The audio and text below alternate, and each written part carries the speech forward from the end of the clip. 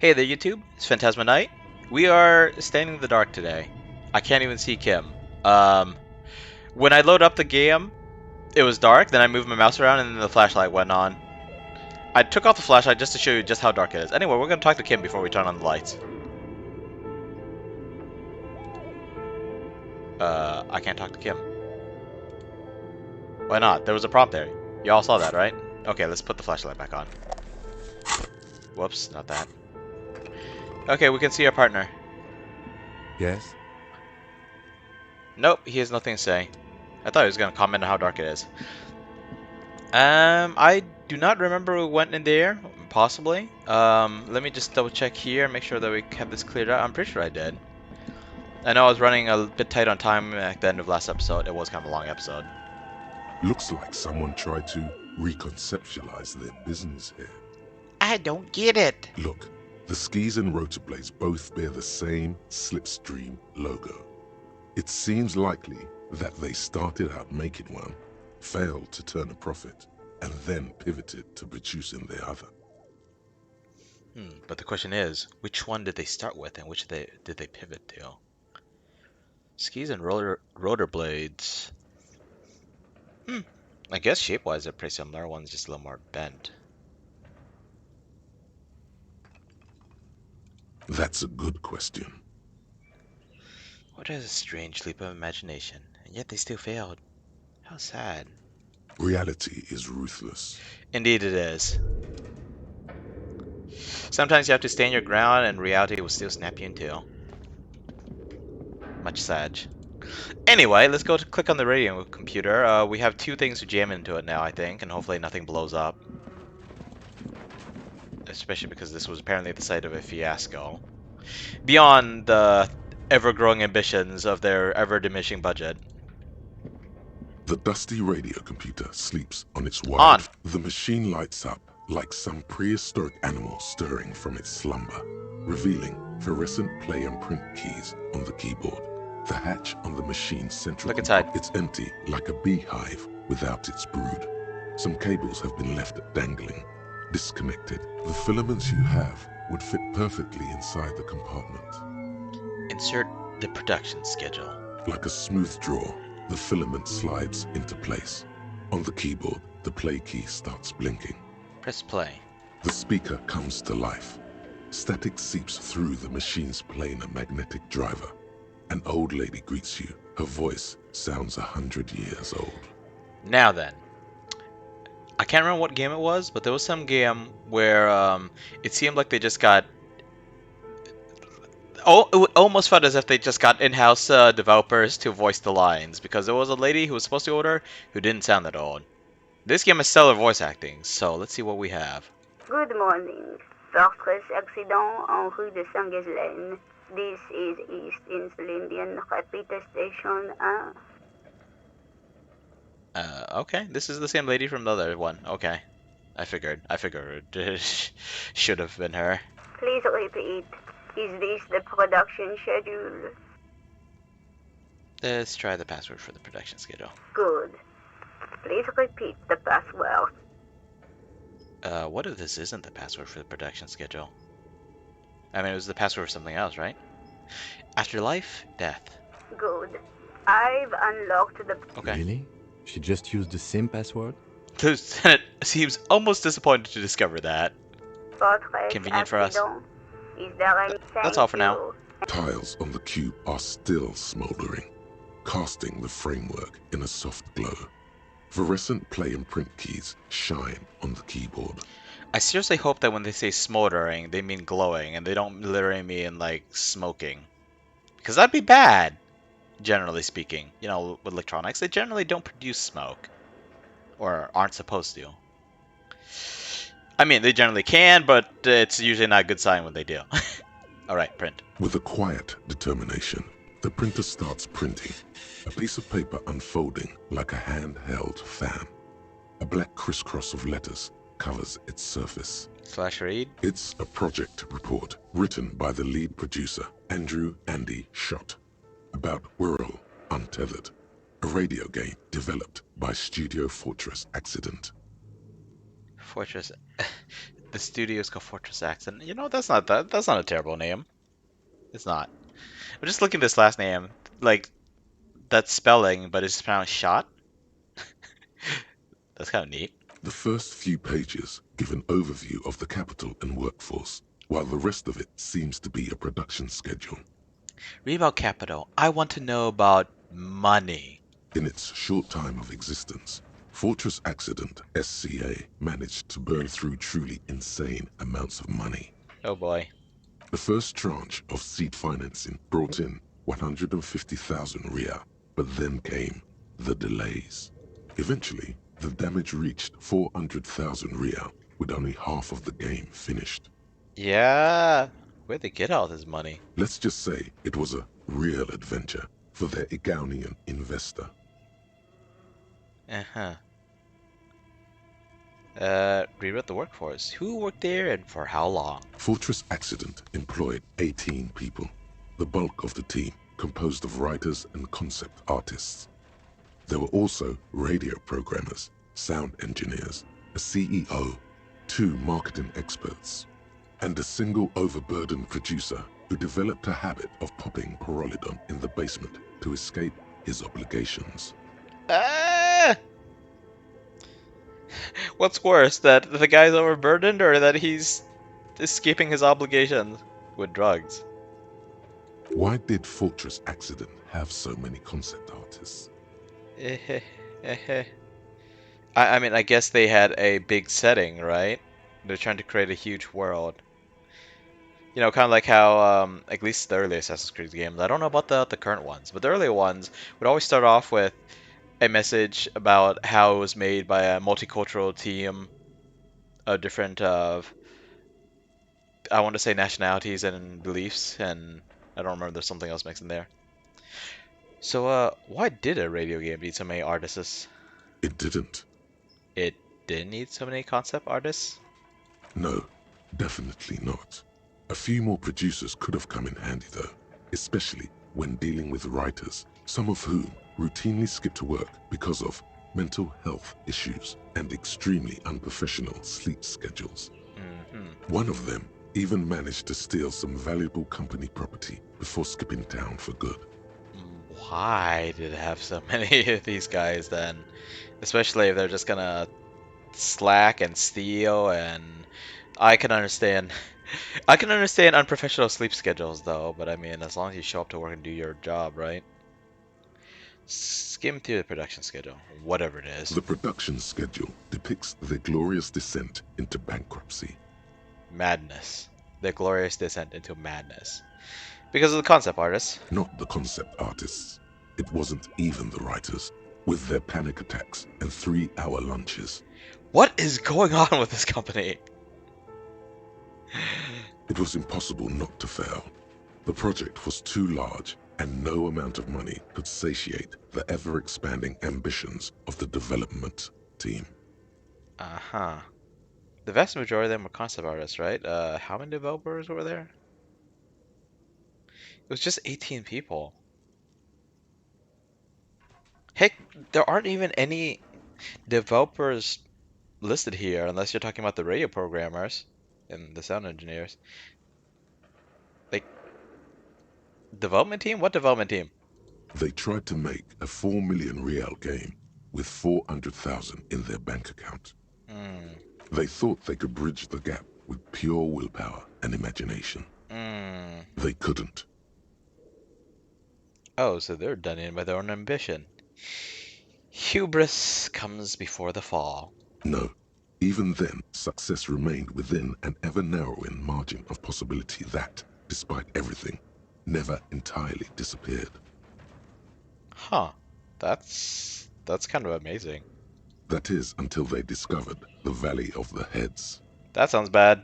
No, it was good. Too good. At the 11th hour, the lead designer, Jimsk born Suliswaf Jalisa, decided that what Wirral Untethered needed was a secret mystical location at the extreme edge of the map. Alright. This place was to be the Valley of the Heads, where the heads of all the headless constructs could be found. The player would have been able to choose a head for their headless party member, and each head would have been voiced on air by a professional actor. What in the world? At that, I feel like that alone would bankrupt AEM. I don't know which one of these to ask. I'm very curious about both of them. Some insane shit. Who were these people? The world had never seen their kind before, and might never again. Alright, how many heads were there? So many. The last count, there were approximately 10,000 heads for 10,000 headless men, all of which could be endlessly recombined. Wait, but what's the point of recombining them? Like, yes, I know physical body and all that, but like, physical body that would probably affect your voice and all that, but come on, realistically. Okay, not realistically, but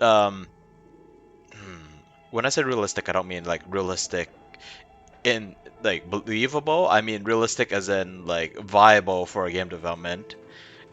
Yeah, viably, you shouldn't have that many. If you have 10,000 heads, just keep it at that. Like, yes, you can combine them, but that shouldn't affect what you're doing with the voice actors. How many combinations can you make out of that? No, I'm not gonna do the math. Do you really want to know? There seems to be a calculation here, but it may take a while. Yeah, how bad could it be? Yeah? 10,000 heads for 10,000 headless men. It's not just like some kind of multiple or exponent of those. There are some other factors that I'm not getting, huh? That's a lot of numbers. That's a lot of numbers. I see this many numbers thrown up on the wall. I would think that it was marker script from Dead Space. You know, the kind that makes you go insane. Oh, it's not over. Keep going. Page 3. 4. The lieutenant taps his foot impatiently, his arms folded tight against his chest. 5.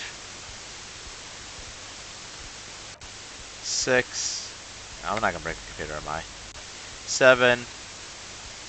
What if you broke the radio computer? What if it's never going to stop? Legendary. Failure. What?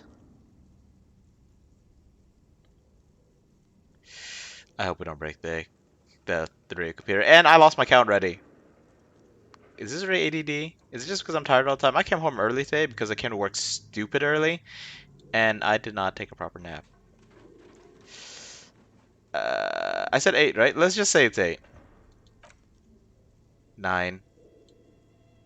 And that's it. And that's it.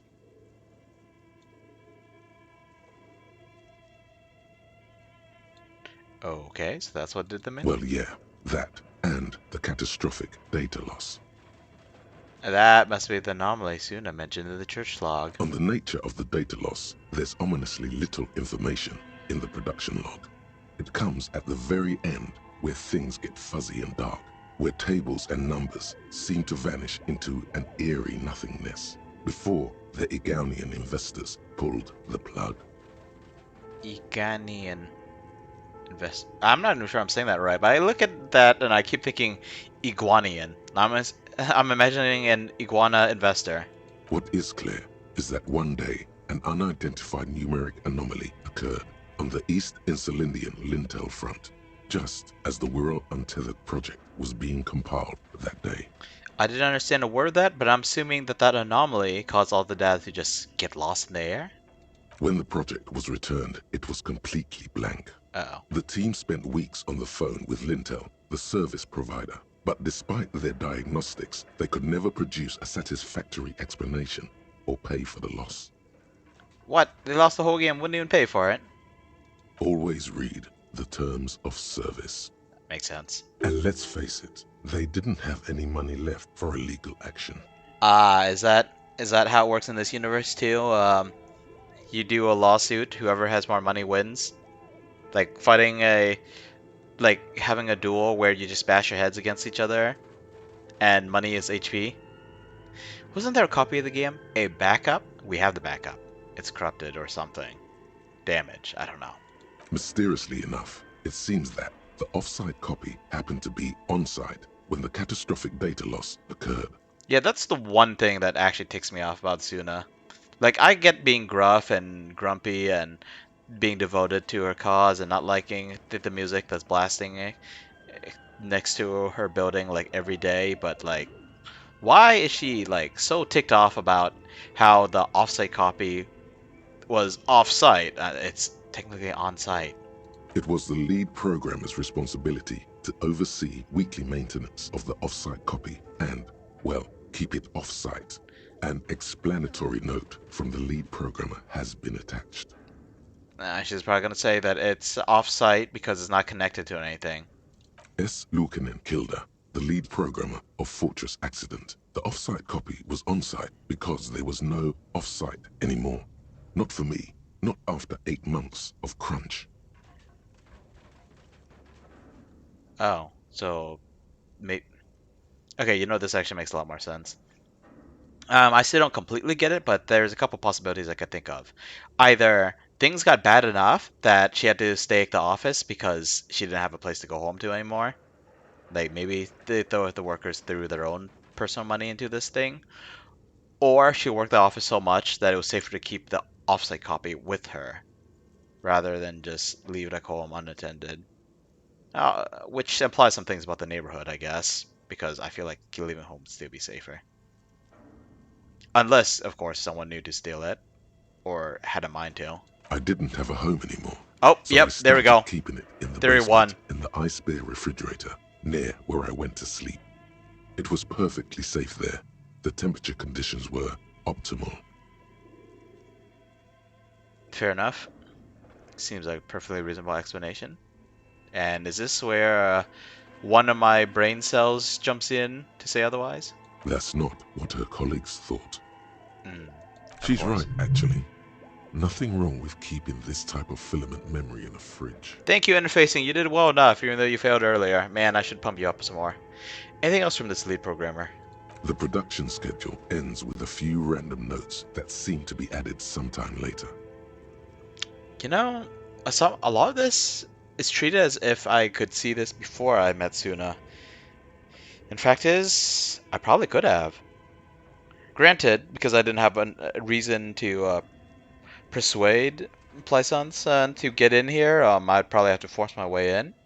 It didn't seem like the door near the intercom question mark was accessible. Did I just miss it? Probably not, because there was so much trouble to get into that big door. Read the notes at the end. 4 months later, by an unknown author. I am the only one left, and it's gotten rather damp here. A few other businesses have gone under, too. Slipstream switched to making skis, and the hairdressers just left, cursing Martinez. They're right, though. Something's seriously wrong with this place. Martinez, all of it. F. Martinez. Still haven't got an answer from Lintel about what happened. All I could get were the physical coordinates of the error on the East Insulindian front on that day. Since the computation happened on air, I reckoned it had to coincide with an actually existing location. I have compared the coordinates to a map of Revachol West. Turns out it's only 800 meters from here. The address is Saint-Brun 1147.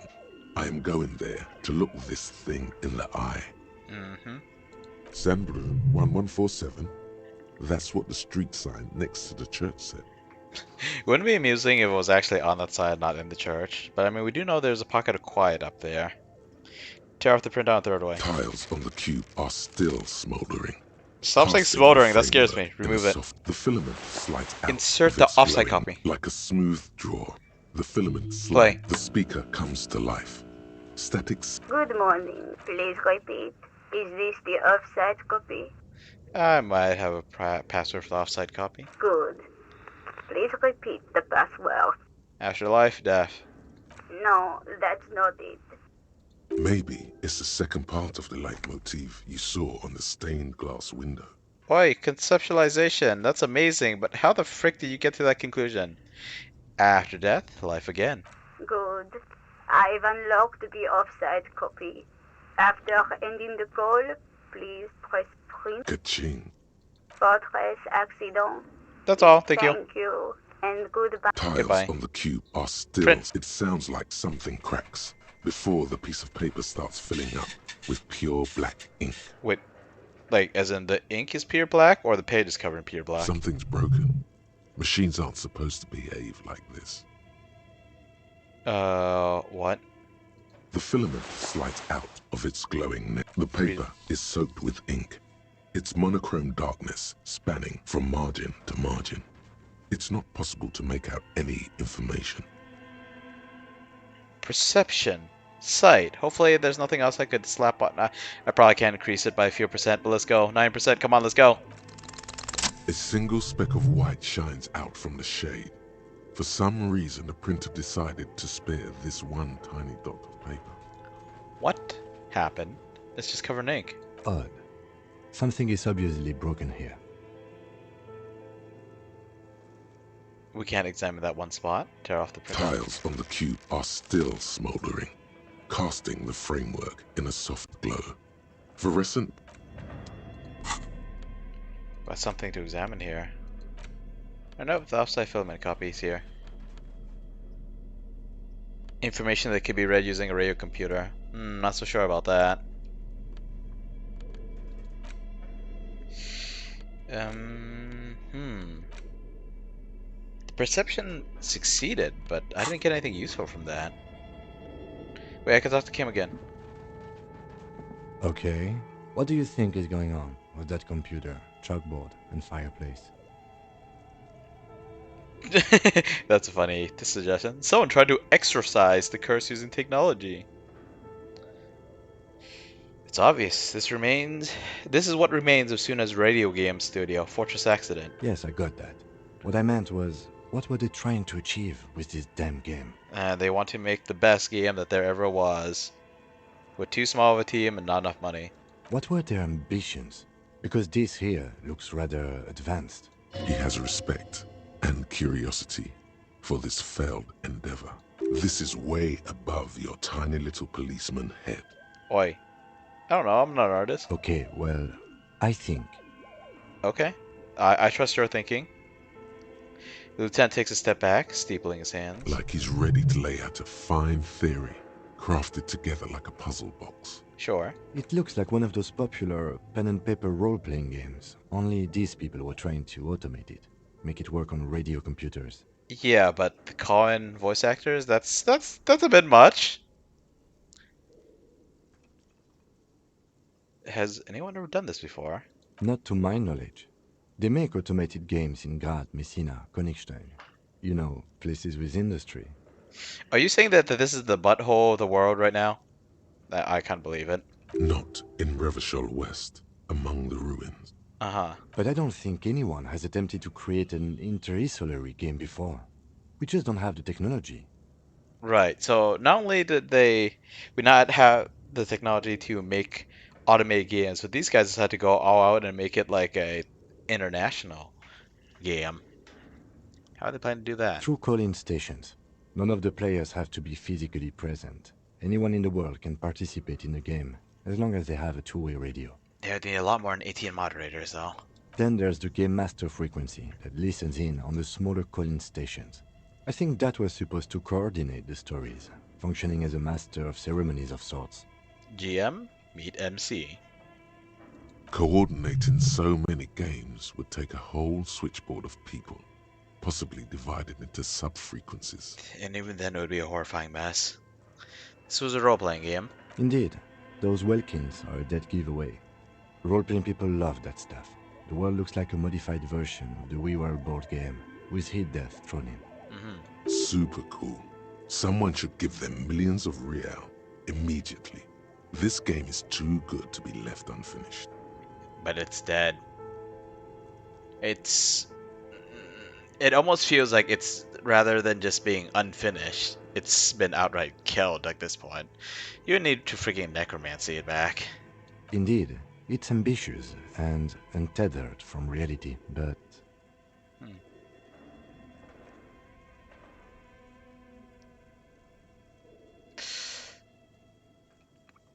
These two are absolutely insane. Do we have any money? Let's give them more money so they can finish and make it even bigger. Dude, I had to beg for money to stay at a motel. They had 400,000 and everything went kaput. They lost everything. Where it's cold and lonely. This would keep it company. Let's finish it. No, that's way too unrealistic. But these other ones? Bleh. This is probably the one I'm most likely to say, but it's too pessimistic. Which is just like me, huh? The world was cold and lonely. This would keep it company. Let's finish it. It's too late for that, I'm afraid. Half smile breaks out his face. He looks around the derelict room. The pipes howl and a rat crosses the floor. Okay, let's keep moving.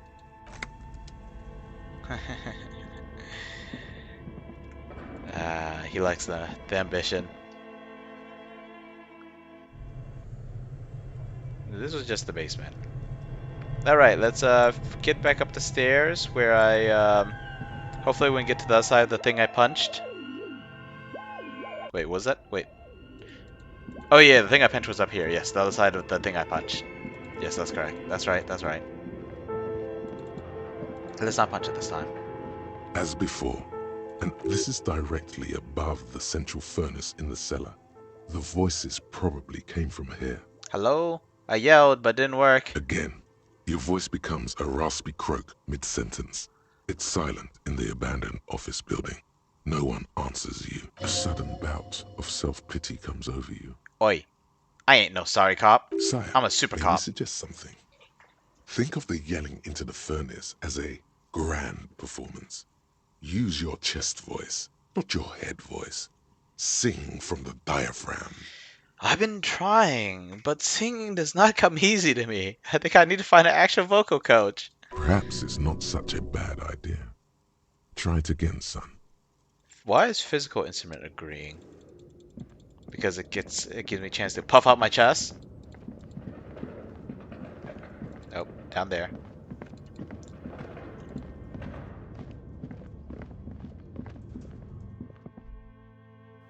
Okay. I'm assuming that they cleared that check so I can try it again. So let's do so. A thick layer of coal dust covers the furnace, coloring it Sing pitch from the black. diaphragm. Wet your whistle. Helping student research. Dress code modus and Mullen. 97. Something breaks loose in you. Boom. A mighty bellow echoes throughout the chimney's depths. The chatter of tiny voices above suddenly cease. Then, Hello?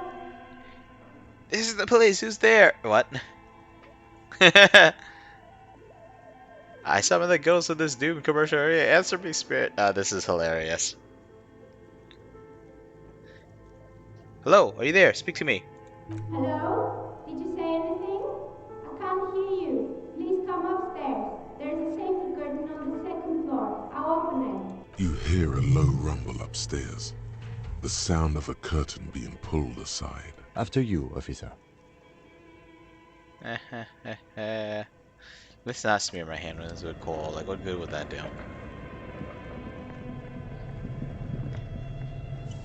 Officers. Okay.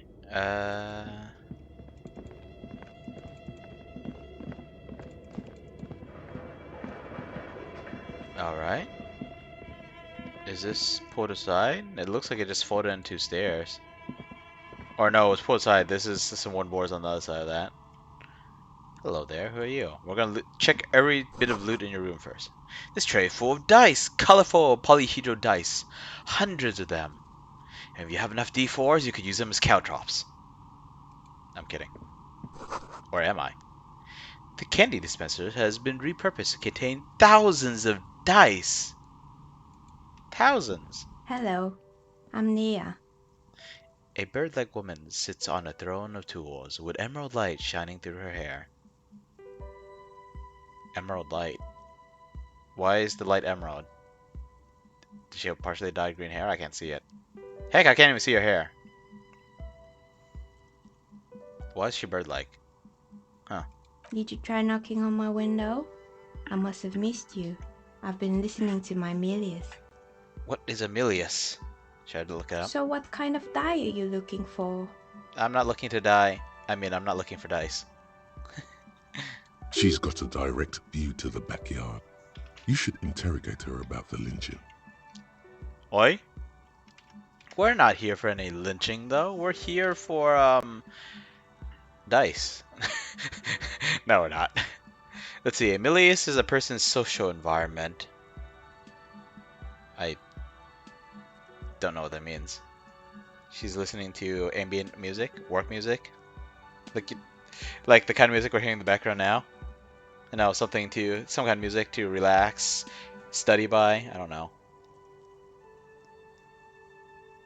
You must have confused me. Wait, didn't we try to throw a rock at a window? Was it this window? No, actually I threw a rock at a window in Kotori's in New York. Completely different game. Hold on, what do you mean by Milius? Yes, Amelie is like a call-in station. You need a two-way radio to access one. That's why I have these. Ah. Mostly, they just teach you to swear in different languages. But some of the stations can be quite interesting. I was so absorbed, I must have missed you knocking. You must have me confused with someone else. I haven't knocked any window. I thought you were talking about the safety curtain. Then how did you get inside? By the south entrance? You know what? It doesn't even matter. What matters is that you're finally here. Let's talk dice. Did you have something specific in mind? D4, caltrops, give me a back. I'm kidding. Why are you asking me about dice? I'm a novelty dice maker. Tell me the name of your role-playing system and I'll make the die you need. That's why you're here, yes? Well, the only game I play with actual novelty dice would probably be why did I say freedom? Fantasy Flight games, the 3 Star Wars line, and I guess it's mostly just Edge of the Empire I've been looking at. I mean, I guess Shadowrun might technically count, but I mean, they just use D6. Actually, no, you actually need D6s for that. It's not just successes and fails. Role-playing games? You know the one made by Fortress Accident. Does that count? No, I was looking for something else. Squints your eyes mysteriously. Answers! Answers? How strange. These days people only come to me for dice and role-playing games. Dice! I mean, not a terrible thing for people to come to you with. Or come to you with requests for. Better than insisting that you go slay the Demon King or something like that, you know? I'm not sure how helpful I'll be, but go ahead and ask. The walls around her are covered with rows of precious stones and minerals. Wait, she makes dice out of gemstones?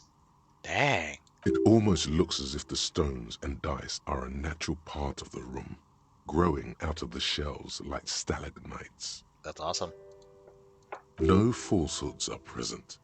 She's a novelty dice maker and doesn't have anything to hide. Ask what you need. How did you become a dice maker? How did I become one? It was a business decision. I was a regular jeweler at first, but that's an unfocused field with too much competition. So you make freaking gemstone dice. Some Wow. of my friends were role players. They asked me to make some polyhedral dice out of cobalt. That was my first order. I grew it from there. Your friends just asked you to make some polyhedrals out of cobalt, and you're like, sure thing. Wow. Do you like role-playing games yourself? Not especially. I like working with rare materials and a steady pay. And role players as customers? They're nice people. Oh, that's one thing to like about this universe. Some of those nice people have big bucks to spend on novelty items. No kidding. She's thankful for the security they provide her. I probably can't afford dice from her then. What do you know about the man who was lynched behind the whirling in rags? Nothing really. I didn't know him. The lieutenant looks at his notebook, then the woman under the large window. Your window looks directly onto the courtyard. You're saying you didn't see or hear anything unusual last Sunday evening? I'm sorry, detective, but as you know, I usually have my headphones on when I'm working. It shuts out most of the daily ruckus behind my window. What do you mean by the daily ruckus? Well, there's always something going on in the Whirling's backyard. She stops to try and come up with an example. During daytime, there are usually those kids. And Kuno. lately, I've been seeing a lot of drunk workers hanging about. Must be because of the strike. Yep, nothing interesting out there then. She's heard of the murder, but did not see it, sire. Not to mention it was dark. But I never saw anyone during that fateful Sunday night, I'm afraid. Do you often work Sunday nights? It's an odd profession, making dice for people. But I like it, and I prefer doing this to sitting at home. Not gonna ask about looking out the window because she just said she looks out the window occasionally. I see. Thank you for your answers. She nods. Anything else, officer? Man, I wonder how expensive it would be. Hey, where are we anyway? What is this place? We're inside the chimney of an old central furnace. It's strange, I know. She looks at the ruddy bricks that make up the walls. Even though they've been repainted, there are still signs of coal black soot here and there. But when I arrived here, all the other rooms were taken, so I had to build myself a makeshift home. Besides, I don't really have to pay any rent here, so that's a plus. Taken? Is this back before the company went under? Back before all the other businesses went under, or...? Creative. The lieutenant looks around the spacious room, its ceiling fading to the shadows above. When she arrived here, there was no room anywhere else. She must have known the other businesses. Not sure why reaction speed gives me insight like this, but yeah, that's probably the most prevalent theory. I've heard this place is cursed. Did you know that people call it the doomed commercial area? It might just be one person calling it that. I've heard the stories, but I don't think those stories are true. Wait, how do you explain what happened to all those companies then? It's just capitalism. We only hear about tales of success, so it's often surprising to realize how many ventures actually fail. That's a good point. Pleasance is the one who sent me. She's convinced that the place is swarming with malicious energies. Plaisance, the bookshop lady? I've heard that her business is doing rather well. Have the energies spared her somehow? Look at these choices. Is it Plaisance? They should pronounce it. Plaisance is a wise woman. She has 70s trinkets protecting her against the curse. No. Let's see. Actually, the bookstore isn't doing that well. Hardly any customers, and she has to exploit her own daughter to keep the company going. Oh, right. But it's not just the bookstore that's still up and running. What about the whirling in racks? Some people say it's part of the building complex. But it's not part of the building. Yes, but still, it's a separate building. Malicious entities can't reach it. Come on! It's kind of amazing that we could just dive into that. The waitress took off and customers have trouble paying bills. Cough, cough, me. Hold on, the whirling is part of the doomed commercial area? You could say so. Both houses were built at the same time and under the East of the Commerce Central project. Its waitress did take off, but I don't know if that's... The curse is supposed to refer to financial issues, right? It doesn't seem like it's really financially in trouble. There's just, this one a-hole customer who completely trashed the room and is broke as heck. Okay, you're right. The whirling doesn't really look like it's cursed. And then there is me. She sighs, looking at her messy work table. All kinds of tools lie there scattered, from knives to carving files to wire cutters. I've been here for 14 years, selling novelty dice to role-playing enthusiasts. Not exactly a million-real business idea, yet somehow I've survived despite the talk of malicious energies. Strange, isn't it? Well, perhaps you're the entity and you're siphoning energies off. There's no one to siphon energy off from. Even my harebrained theories don't hold water. Maybe it's just because she's so talented that she's been able to woo the curse. Alright, drama, rein it in a little bit. Plaisance thinks it's because you're the source of it. A malignant entity. Malignant entity? What does that even mean? Some kind of sorceress? What about you, officer? Do you think I'm the malignant entity? I mean, you're playing off the innocent woman quite well, but I feel like a demon disguise or an evil witch would pull out this kind of stuff. Thing is, when we start yelling up, she's like, "Oh, come on in." which I guess is a witch thing to do. But if she really was a fairy tale witch, she would stop us from leaving. So I'm starting to think that there's no curse, only business decisions and natural market fluctuations. Exactly. She Truth pinches is her always nose. so disappointingly mundane and boring. Not always, but yes, often. But I'm glad we got this sorted out. Anything else I can help you with today? That's all she has to say on the subject.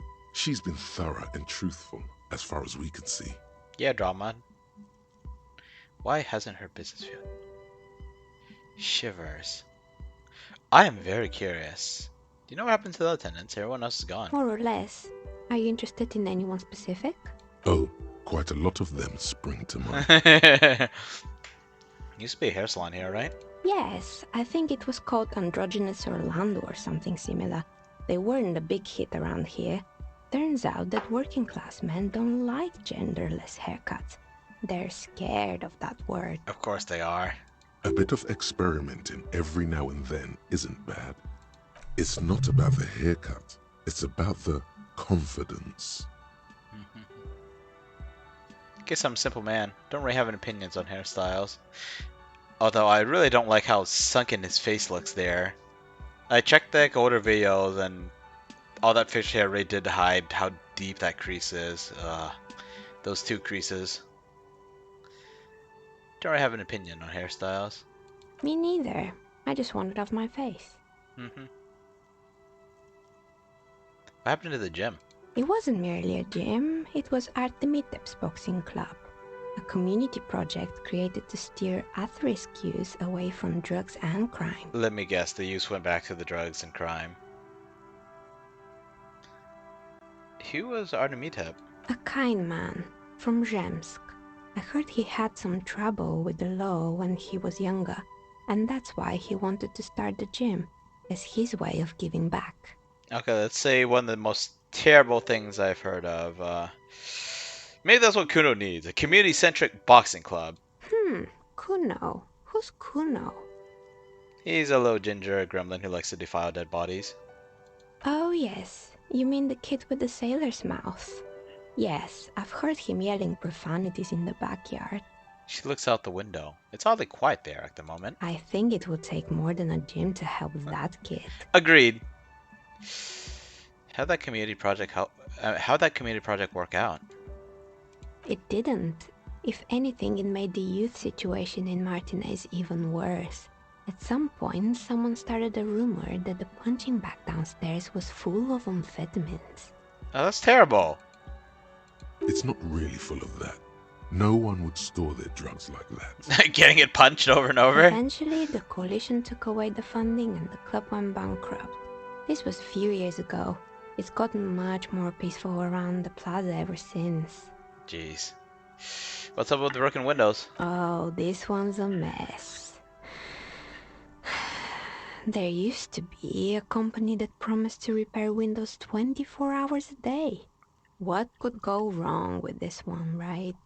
I didn't think of anything until just now, but I bet some snot-nosed punks decide to break their windows because they were there 24/7 and they're repairing windows anyway. Fun stuff, right? Yeah. Turns out, the business was actually set up as a Oh. front for an illicit group that was producing snuff milias. Who would have guessed? What the F? What's the snuff milieu? And they never cleaned up the debris either. Now it's just littering the hallway and I have no idea how to get rid of it on my own. Cool, very cool about the debris, but what's the snuff milieu? It's a sub-Rosa radio station that broadcasts real murders with real victims. Some people pay good money to get off on it. Oh, even worse than I expected. Nothing changes in her tone as she says that, as if it's just another piece of information to lay out for the world. She's so calm, it makes me think of her as... No, demon isn't the right word. I was thinking if she was like some kind of malevolent entity that profits off the suffering of others. Well, one, there's not much left to profit. No, is that the right word? There's not much sustenance for left for a devil who consumes suffering. There's almost no one left here. And second, she'd probably be laughing more than just being completely deadpan about it. Don't worry, the ICP has a separate division that deals exclusively with unlicensed sub-roses. This isn't our problem. Lieutenant turns to me to say that as if he's afraid I'm going to jump in. Good luck with that. It's not easy catching those perpetrators. Alright, did someone here make stuffed animals? I saw mounts lying around. You mean Mr. Fabron, the taxidermist? No, he mostly just did drugs. That would probably impact his business, yes. Anything else? Found creepy mannequins. There used to be a fashion atelier here, but I have forgotten the head designer's name. They were doing well for a couple of years, until the insect rights activists came. I didn't know insects had any rights, or activists. Yeah, the atelier didn't know it either. They produced a certain collection that used chitin among the materials. Apparently chitin is made in the Occident, where it's extracted from beetle wings. Sounds kinda cool. And you know how all kinds of political movements are big in the Occident. The activists shut down the biggest chitin supplier, which of course caused the price to skyrocket. The idea that you have the idea that you have fashionable clothes made from bugs is kind of creepy, but I mean, chitin it has a kind of a glossy shimmer to it, right? I imagine it could look pretty cool. And hopefully they did something to deal with the smell. Yeah, dead bugs smell pretty darn bad, especially ones that have been around for a while. Or maybe it was just that one particular one that my science teacher had. Yeah, she was, I don't remember what was going on, but she was like going around the room with like a little like medicine, one of those tiny medicine bottles, like the ones that hold the sandy pills and phasmophobia. And for anyone who wanted to see it, she would basically thrust it in their nose. I know because she just thrust it like suddenly under my nose. Big old dead beetle, the smell was overpowering. Blah. And, naturally, all the most fashionable tastemakers refused to be seen in chitin from then on. The atelier went bankrupt before they could finish the collection. Eek. But insects don't have any brains or feelings. They probably do have brains, but it's probably nothing beyond the most basic instincts. You know, eat, sleep, get away from danger, reproduce. Actually, insects do have brains, but yes, I understand what you're saying. I think the protesters took it a little too far. As she shifts around, you notice several dead flies on the windowsill in front of her. Legs up. They're not moving. Yeah. Anything else? What's with the rollerblades and skis? They were made by a company called Slipstream. After they pivoted from making rotor blades to skis, So the we know chief the order. executive took off on a vacation with all their money. She rests her chin on her hand with an impish smile. There we go. The signs of a devil enjoying people's suffering. Honestly, I think it's quite funny. I think he's still sending out holiday transmissions from Tulula or Tiumotiri or Hashtkor or wherever he is. Interesting. What do these transmissions say? The usual, I imagine. That he's been thinking up all kinds of new business plans and can't wait to get started on them just as soon as he returns. Wait, does this guy like not realize that he'd ruined his company? Her smile widens before she sees the lieutenant's face behind you. Men like that are a curse. Yeah, yeah, they are. Sure, but Slipstream is history now. All their remaining assets got seized by the bailiffs in 47. I have no idea why those skis and blades are still lying around in the house. Not much use now, I guess. They were just props. Why return them? Maybe you could make a sword out of one. No, wait, forget it. It would take too long. That would be a good sword, right? Although I imagine you would need some kind of machinery to slice off rollerblades / skis down to a size that you could use as a weapon. And plus, it would be very conspicuous unless you get it to be very small or fold upable, which would require a lot more machining. I found a strange machine. That's probably the radio computer. Fortress Accident, the radio game studio. She closes her eyes as some remnant of a memory lights up her face. She liked them. Of course she does. She liked hanging out with role players. They were an interesting bunch. We talked about role-playing systems every now and then. Once, I even saw two of them get into fisticuffs over Wiro. They certainly took their work very seriously, even if they seemed to be chronically liberal with their schedules. 3-hour lunches. I heard they ran out of money. Money and time, the usual. What went wrong? Well, I did hear them talking at times. She looks at the hallway as if she can still hear them chit-chat behind her curtains on a cigarette break. A 3-hour long cigarette break, no doubt. They seemed to believe they were historical individuals on some grand quest. It reminds me about the fiasco at the at the First Crusade. Even if you have holy purpose behind what you're doing, you still need supplies. In this case, funding. You still need resources. She sounds almost mocking when she says that.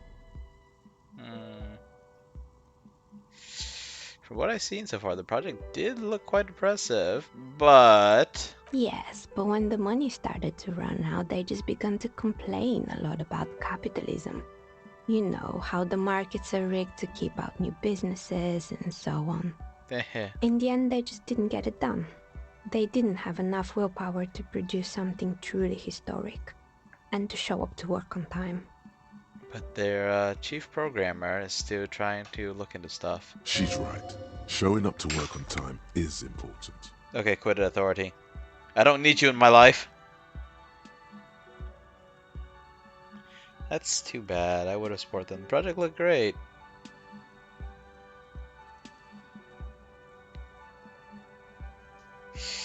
Although, they really shouldn't have taken 3-hour lunches and constant complaints about medical conditions. Like, I believe that there are medical conditions out there that prevent you from working, and sometimes if your mental state isn't good, it doesn't work out, especially if you're working creative stuff. But there were too many bad decisions. Like, a whole squad of concept artists. And plus, though I may believe that mental health will keep them down, the fact that they kept complaining about it repeatedly, might be a sign of how much stress they're putting on themselves. Expand the scope of the project and all that. You're right, they should have tried harder. They didn't have enough money. You know what, I'm just gonna say the nice guy thing. I would have supported them. Not the wisest decision. You would have lost all your savings. Well, I got news for you, lady. No, I'm kidding. She tosses a pair of dice on the table. One of them stops near the edge of the metallic desk. And I bet they both turned up snake eyes. As in, ones. Generally a bad thing if you're rolling 2 6-sided dice. Like in this game. The result is 1 on a 20-sided die. Okay, that would be real impressive if she did this in real life. A critical fumble. Critical fail. A nat 1. Anything else? Terrifying taxidermy bear in the cellar? Well, I thought it was a fridge in the shape of a bear. Was it actually a taxidermy bear? Dang. Oh boy, the fabled Revo Show ICT. You're in for a treat here. She smiles and leans closer, hands on her knees, like a stand-up comedian ready to tell a story. Well, isn't she? Let's hear the story. The place was owned by two guys who had some rather innovative ideas about marketing. The bear was one of them. Now ask me about their other ideas. Okay. Indeed. What's going on? What were the other ideas? There was really just one. And it involved picking out the prettiest girls in the neighborhood and paying them 20 cents per hour to man the booth. I'm assuming that's not a lot, but I don't know how this word works. And by man the booth, I mean slump behind the counter with a face that could maim you if you ever dared to disturb their bored magazine browsing. Ah ha ha ha ha! Right. Of course. Leans back disapprovingly. Fritta does the same thing. I know a girl just like that. She works in Frit as a cashier and she's not particularly friendly. Is she actually pretty though? I don't remember if any of that was stated.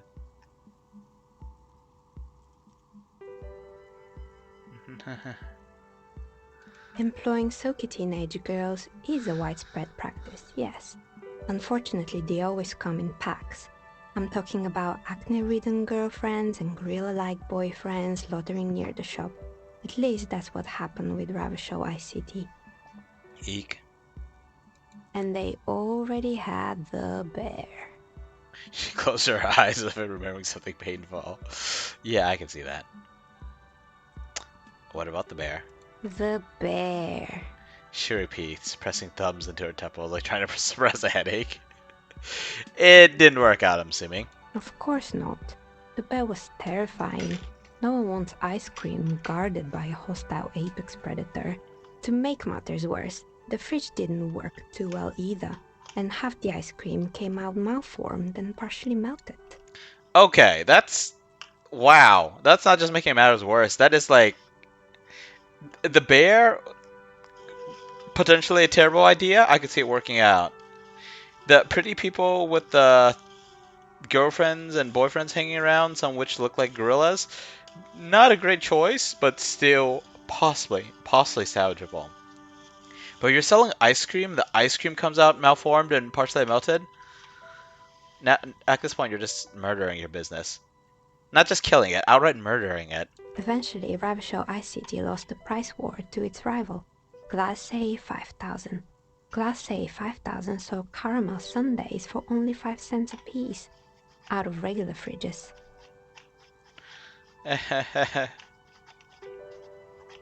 I killed the bear. I unplugged it. You did what? She rolls her school chair an inch closer to you, unsure whether she heard you right.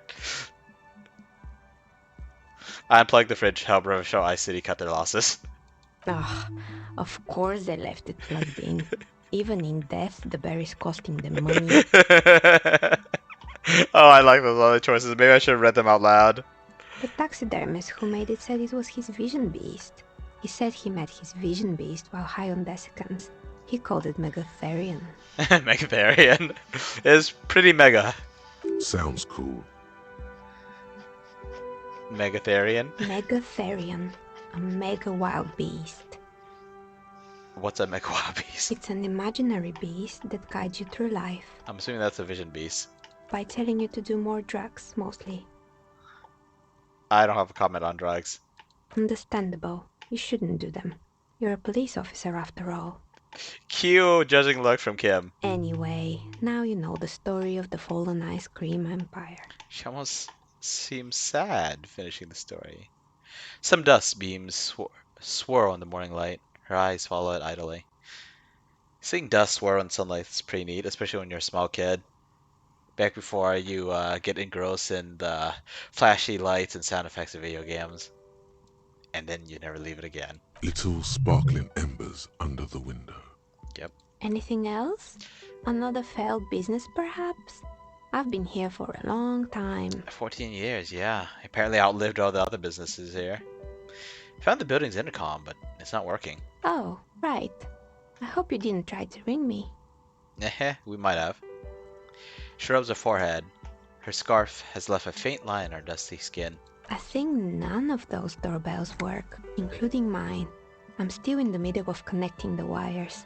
Sorry about the confusion. And yet we still somehow call the bookstore. The doorbell with the empty name card must belong to her then.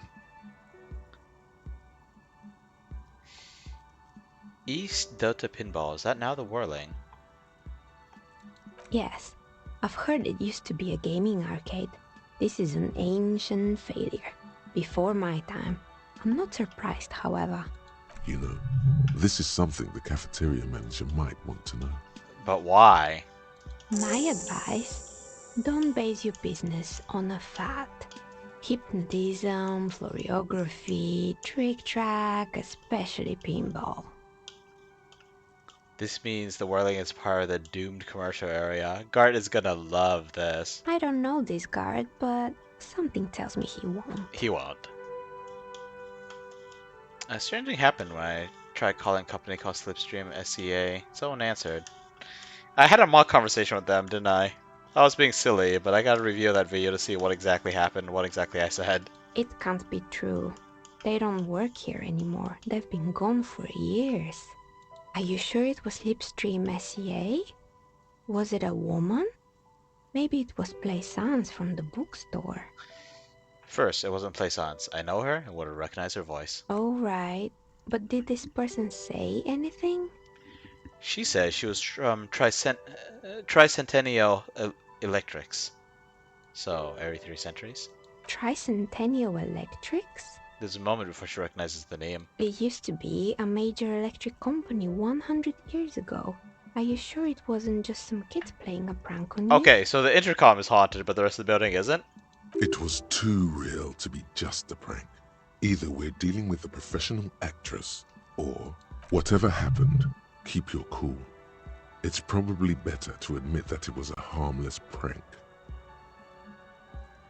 It may have been some sort of rare electrical anomaly. A prank is more likely, no? Oh, the kids these days. We were just one of them, and now they're terrorizing us. No solidarity. That's a way to phrase it. Yeah, we were kids once. We were one of them, but now we're the enemy. So you tell me the doorbell with the empty name card was yours? That's right. I haven't even written my name there. As I said, it's quite useless right now. It doesn't work yet. Okay. Got a few more questions? Sure, I'm listening. Such as other questions? I hope it clarified things a bit. What else? I'd like to order a dice. Of course. Tell me what you have in mind. Do you have any cursed dice? Something help me with my work? I'd be like one of those gimmicky, like pulp noir detectives, except, or I don't know if those old noir detectives had pulp fiction or film noir. I'm pretty sure I'm mixing up my terms. I don't think those kind of detectives roll dice, but it feels like the kind of thing one of them would do. You know, like flipping a coin to decide what they're gonna do next, except they're gonna roll a dice. Or roll a die. Die singular, dice is plural. Do you have any cursed dice? What do you mean by cursed? As cursed as my life. All right. How about I surprise you? Come back in 8 hours with 7 real, and I'll give you your cursed die. Oh my god. Oh, I'm a little curious. Uh, there are other choices, right? One for the role-playing game, and I want to ask about helping me with my work. I need to think about it first. Maybe you have some other ideas for dice? I think I have just the right one for you. She opens the top drawer of her work desk and takes something else. 2 polyhedrons, red and blue, are cradled in her palm. You know what would be amazing? If ordering these dice means that I'm no longer using D6s. What if I'm using D8s? It bumps up my possible max up to, okay, you know, going from, going from 12 to 16 actually feels like a pretty massive leap. You're a police officer, right? Here, catch. They're a gift from me. A beautiful woman tossing you a gift. Whatever you do, don't overthink it. I'm overthinking it. Totally overthinking it. 83%, let's go! Mr. Smooth moves. You snatch the dice out of the air with one hand, just like you're in a movie. Wink at the dice maker. Oh, what are the odds? The red one is made of bloodstone with a lapis lazuli inlay, and the blue one is the inverse. I believe these dice are your lucky charm, officer. This is amazing. She winked back at you. Can you believe it? You truly are Mr. Smooth Moves. You definitely need luck in Martinez. Was there anything else? No, I'm gonna try and see if I can bump my shivers up. Also, what is this? Oh, Ace yes. is low. Okay, hopefully no debuff. For the rest of the world, The Ace's low is just some cool Revachol thing, politically neutral. In Revachol, it still holds revolutionary connotations. Also, have you looked at Lieutenant Kitsuragi's clothes? He wears a bomber jacket, just like the ones worn by aerostatic brigades. And those cargo pants look like they could fit tools for hot-fixing your burning aerostatic. You should ask him about this. Former fighter pilot? That's cool. Anti-object task force. My suit pain threshold, it hurts! Oh, right, we read this. I like the way I read it, too. Okay, but before that, we need to... Ooh, look at these. They're beautiful.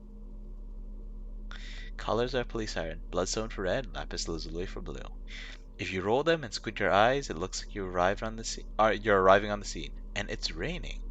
Note: look at the map tab in journal to see which white checks have opened. Wait, what? They opened up checks?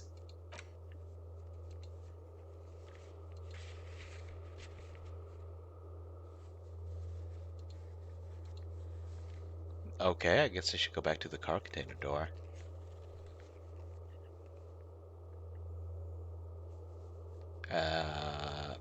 Map wall. That is in the bookshop, right?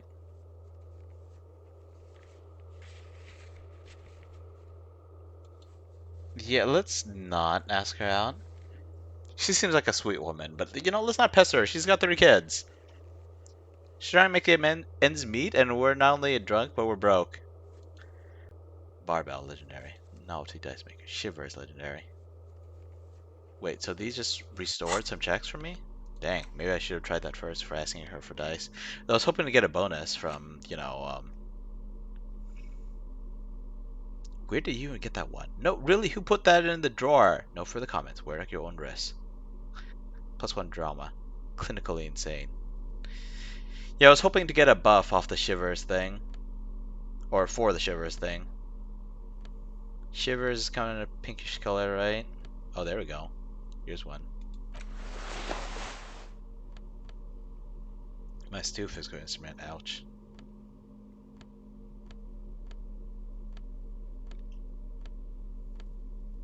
Shivers? Where are them shivers at? I guess I got no shivers. Keep forgetting where shivers is. Oh, over here. Physique! Oh, among my lowest crap. Yeah. I got 2 here, and I don't have skills in anything except electrochemistry to get rid of the expression, but now I wish I still had it. Oh, this is nasty. Oh, it's you again. Are you looking for a die? 8%? F it. Why hasn't her business failed? Please don't make it so that I spaz out about curses and stuff. You feel nothing. If anything, it's uncomfortably warm in here. Starting off your clothes, you need to connect. What? Why would we do that? I feel like this could be bad. Just taking off my coat, sure, but taking off all my clothes, that could be really, really bad. Like, we're talking, our buddy Kim might have to choke slam us back out this room bad. Let's leave it like that. She has begun to idly clean one of her carving tools with a dirty kerchief. Okay, shoot. Well, we can't do anything about that for now. Put on the other tie. Okay, see, there wasn't anything else in here, right? Just a chair. Boots. Can I not pick up those boots? Doesn't look like I can interact with them. Right, creepy sound effects. It's a shame that we still have to deal with creepy sound effects. We know there's a nice lady over there. There's nothing over here, right?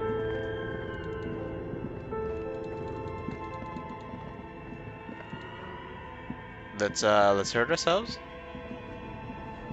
barbell waits patiently on the floor, like a dog for We have the +1 physical instrument. We are not buff in this one. In this run. I say this run, but I'm not planning to come back to this game. It's an interesting game. It'll take long to go through it again, though. Especially on stream. So, if I do go back through this game, you all probably won't see it. That hair poster. Oh, so... I still can't say the name. That guy's supposed to be,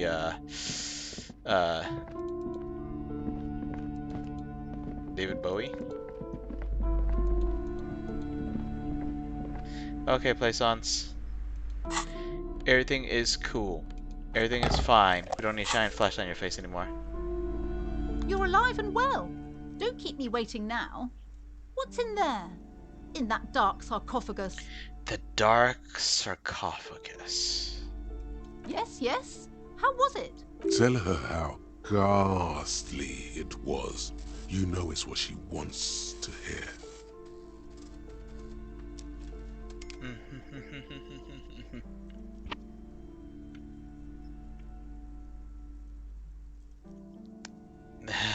Okay, fine. I don't know how to pronounce that word. It was a charnel house of failed business enterprises, leeching life energy from this bookstore. I knew it. Oh, such horrors that have been thrust upon us. But what else did you find? Did anything survive? No, of course not. Have you located the entity? I talked to the entity you told me about. Her name is Neha, and she's a novelty dice maker. A novelty dice maker? Well, spit it out. Why does she need the dice? For some kind of sorcery? Sometimes they use the ankle bones of sheep. She uses literal gemstones. It's pretty amazing. No, ma'am. I've felt her aura. She is not the one to blame for this curse. I don't understand. If it's not her, then where is the source of the doom? How did she explain the curse? The narrative she's built herself, it does need tearing down. She's squeezing on the pendant too tight. A drop of blood in her palm. Just don't say you don't have any answer yet. The uncertainty is killing her. Alright, suggestion. To hell with it. Perchance you ought to just lie, sire. Nah, but I would like to phrase the truth in a flowery way. Let's see what our choices are. There's no curse because there are too many. She says it's just capitalism. Bankruptcy is a quirk of the economic system. The source is the taxidermist shop. He became involved in arts darker than taxidermy and have brought the void spirits down upon this place. By the way, in Hunt Showdown, the butcher, that is apparently a taxidermy meathead. And somehow it turned out worse than the meatheads.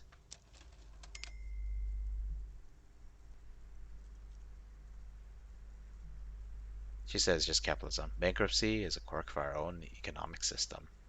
Wait, what? The entire economic system is cursed? Yeah. This is a lot for her to pass.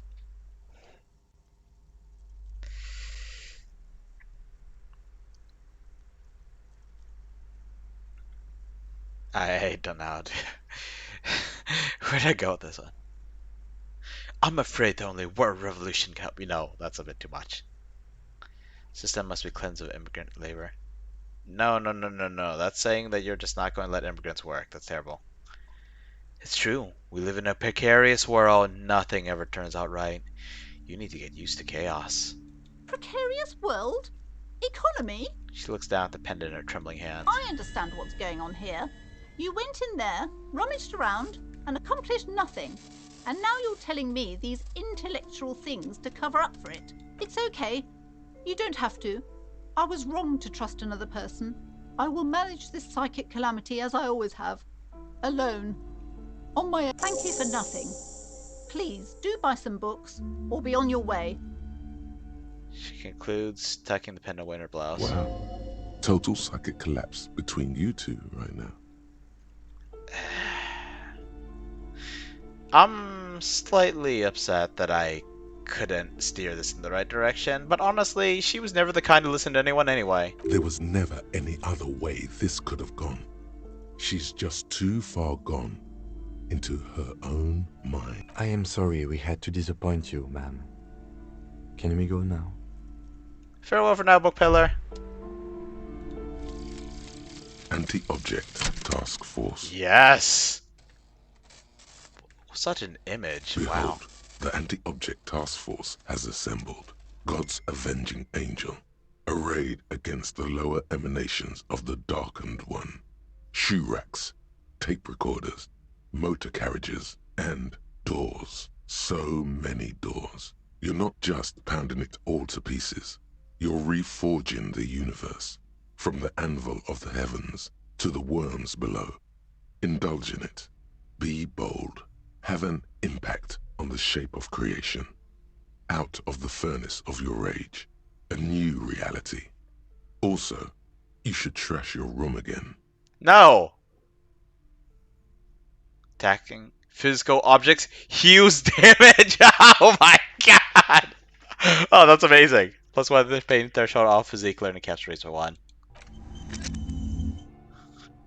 Dang! If I got this, I probably would have.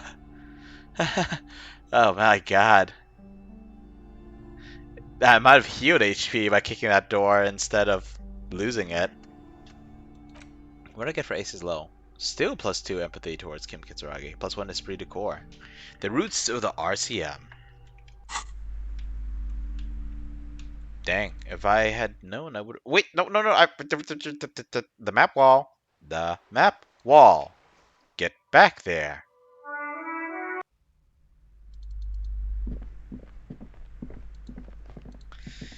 Curse, she says. If there's a small, if on the small chance that the curse is real, she's probably not doing anything effective about it. And if it's not, well, she's making it real by burning all her money on all these trinkets. Several maps have been attached to it. Yes. The maps look old and faded. This large map, Ozon, disintegrate. In the northeast, a dust mite stands on the north coast of Caillou. In a bookstore, you can. Lost little 850 million. The Do ocean I breaks not apart. have the Connections option? to other world. You have little idea what perhaps they are gods. Gods of distance and outer dust. Cool. Lots of failures here. Wow. So there was some check here. Maybe it was to memorize the map, but I think I already bought the map, so maybe that check is permanently gone, despite the fact that it still shows up as white. The north coast up to the east, rolling Hudon. It's so no. This is somewhere to be. I'm sorry, officer. The map of Martinez is they're quite valuable, though they might not look it. The map of Martinez is 90 cents, though. You seem to underestimate my resources, but sure, okay. Yes. Are you interested or not? I already bought it. I'm out.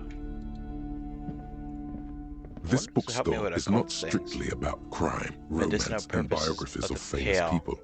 There's also a wide range of paranatural literature. I'm a little curious. What was that about again? Amidst the various books, these 3 things are very important to the point of the book, and many others on this shelf, is to give people interesting. various paranatural books still litter the shelf. I'm curious about this. I'm curious. But now, we eventually waste enough time without books. In fact, let's go spend some more time talking to people. Can you imagine how unproductive that is?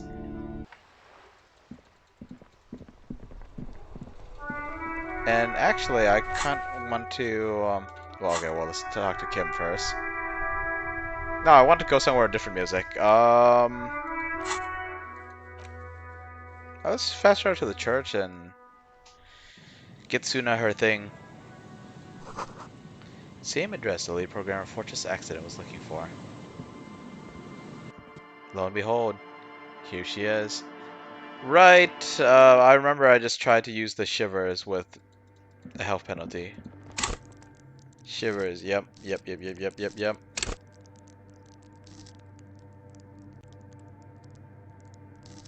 Huh.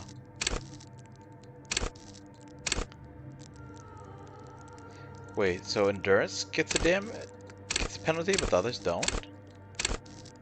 What? Huh, I have to check that when I take damage, when I take morale damage. Okay, lady. We got you the thing. What is it? Well, that offsite copy you asked me to bring. Yes? Brought you the filament. Actually, hang on. Well, let's show her this one first. It's gonna be wrong. She's gonna get mad and pissy, but let's see. No. That's the production scheme. She doesn't care how you got your hands on that thing. That's cool. I brought you the right one. Thanks. Looks like it's the one. What's gonna happen now? Now I'm going to print it out to see what's left of it. She's already inserted the filament onto the radio computer's core, ready to close the door. Don't waste your time printing it out. There's nothing but a speck of white in a sea of ink. It's broken. A speck of white? She sounds excited. That's exactly what I'm hoping to find. Wait, what do you mean? Lintel was able to divine the location of the anomaly from this broken copy. I want to repeat their calculation, only this time with better equipment. Watch. What an intricate display of failure. The paper gets soaked in ink again. Its evil blackness shining in the light of the mainframe.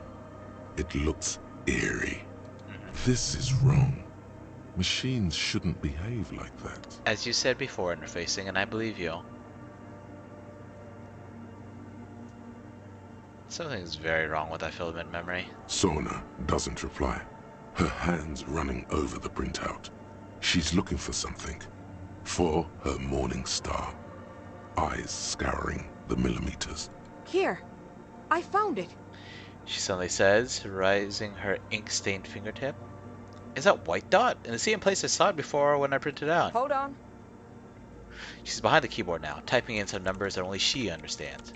The terminal beeps, and the light inside starts pulsing like a glowing heart. Can I do anything? Shh. Just give me a second. I'm almost... She clocks up her typing speed. I've never witnessed a programmer work before. Yes, they start typing madly! No. Watching a program work is probably pretty boring. You have no idea what they're doing. And who knows, maybe it's still boring even if you do know what they're doing. Done. I've got it.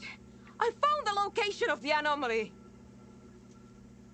You did it. You found the coordinates. I found the coordinates. She lets out a celebratory laugh. She's beaming.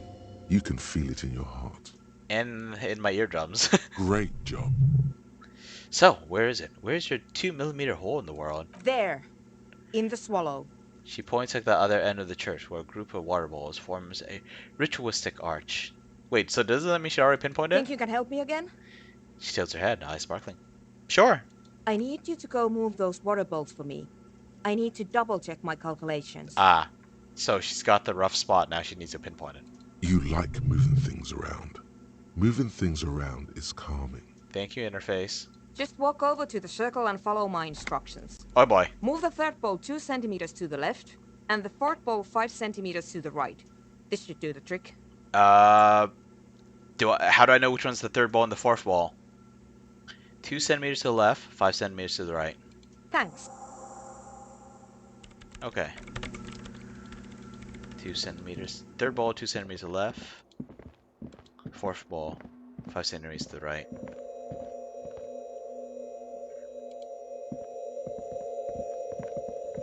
Why are you walking to this one? It's awfully silent again.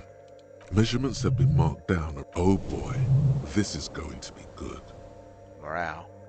Third ball from the left, 2 centimeters away. Oh, from the left, huh? Okay. It moves like a ghost without creating a single trace of sound. And the fourth ball, 5 centimeters to the right. Some water spills out of the bowl, wetting the floor. Isn't that bad? The lead programmer sends you an encouraging thumbs up from across the hall. And here I thought to memorize stuff. You're telling me I couldn't screw it up? Alright then.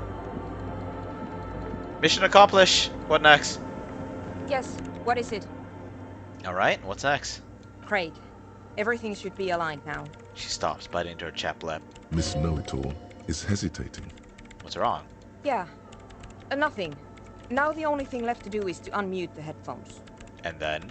If we got the location right, we should then be able to hear whatever sound this anomaly makes. Wait, why did you have your headphones on mute in the first place?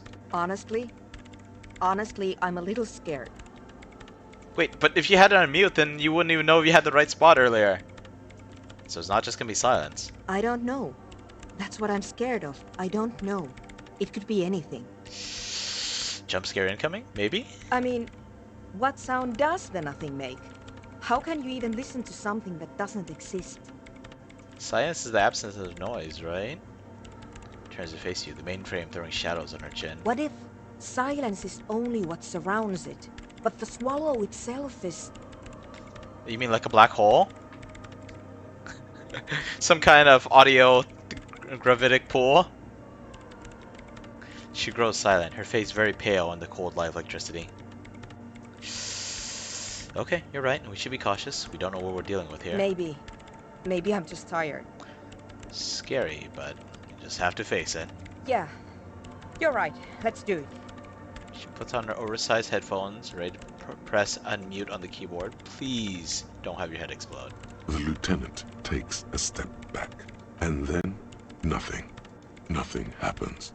As Sona Lokanen-Kilda presses unmute on her keyboard. Nothing but silence. You can hear some small animal cross the floor in the chancel. It's that quiet in the sanctuary. Can you hear anything? She doesn't answer. Her eyes closed and brows knitted together in a state of deep focus. One hand cupping the headphone. Well, Damn it. she lets out a loud sigh before tearing off her headphones. She's still avoiding your gaze. Come on, did you hear anything? No, of course not. Nothing happened. Let's move on. Despite her fear, she was hoping for something extraordinary to take place. What do you mean nothing happened? Did you find the swallow? No, She rests her face in her hands, massaging her forehead. no. My hypothesis was wrong. According to this, I should have heard something if I got the coordinates right. Like I said, silence is only what surrounds it. But this is just another failure. Silence sounds like silence. That's all it is. You can try on the headphones. See if you can hear anything. But don't get your hopes up. This can't be it. You should have a listen. Surely I don't have anything that can help with perception hearing. None of these could possibly help with perception. Only the glasses, and that'd be a visual perception bonus. What color even is perception? Minus one perception, it's yellow.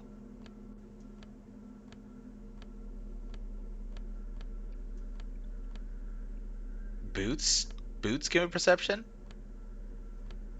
I mean, alright. Let's do it, I guess.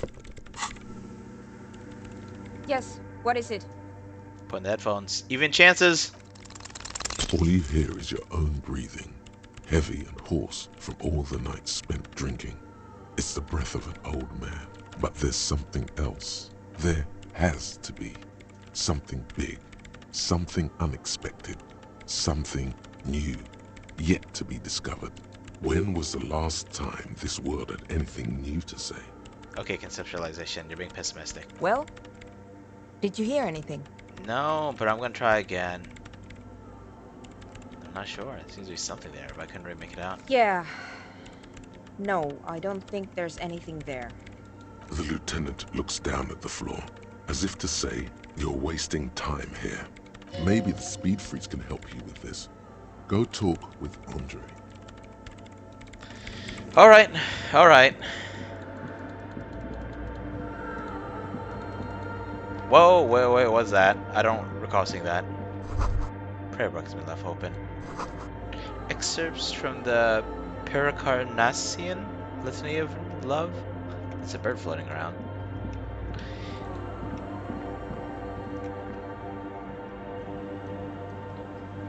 Okay. Speed freaks, go.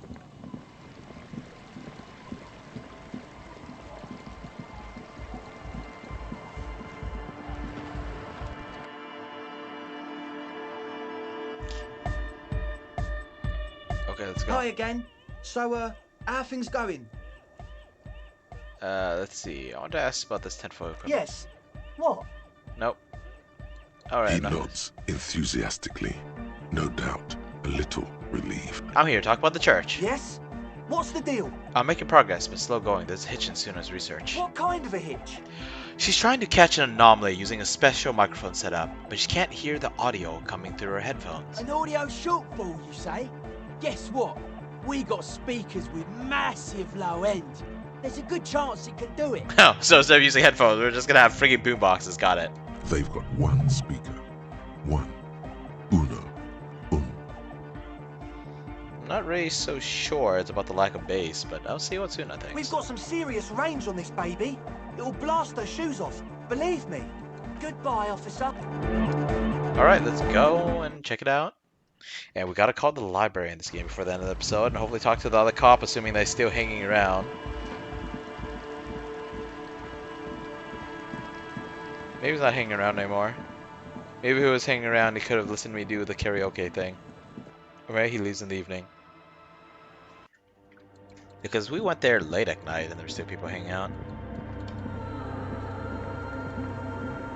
Yes, what is it? Examine the Raver's speakers. 72, not bad. Let's try it again. Still nothing. Sona isn't even looking at you this time. Ah! Okay, let's see. My journal says something about that. Forgot why she couldn't hear anything through her headphones. Weren't we supposed to talk to her about the Sunday friend, right?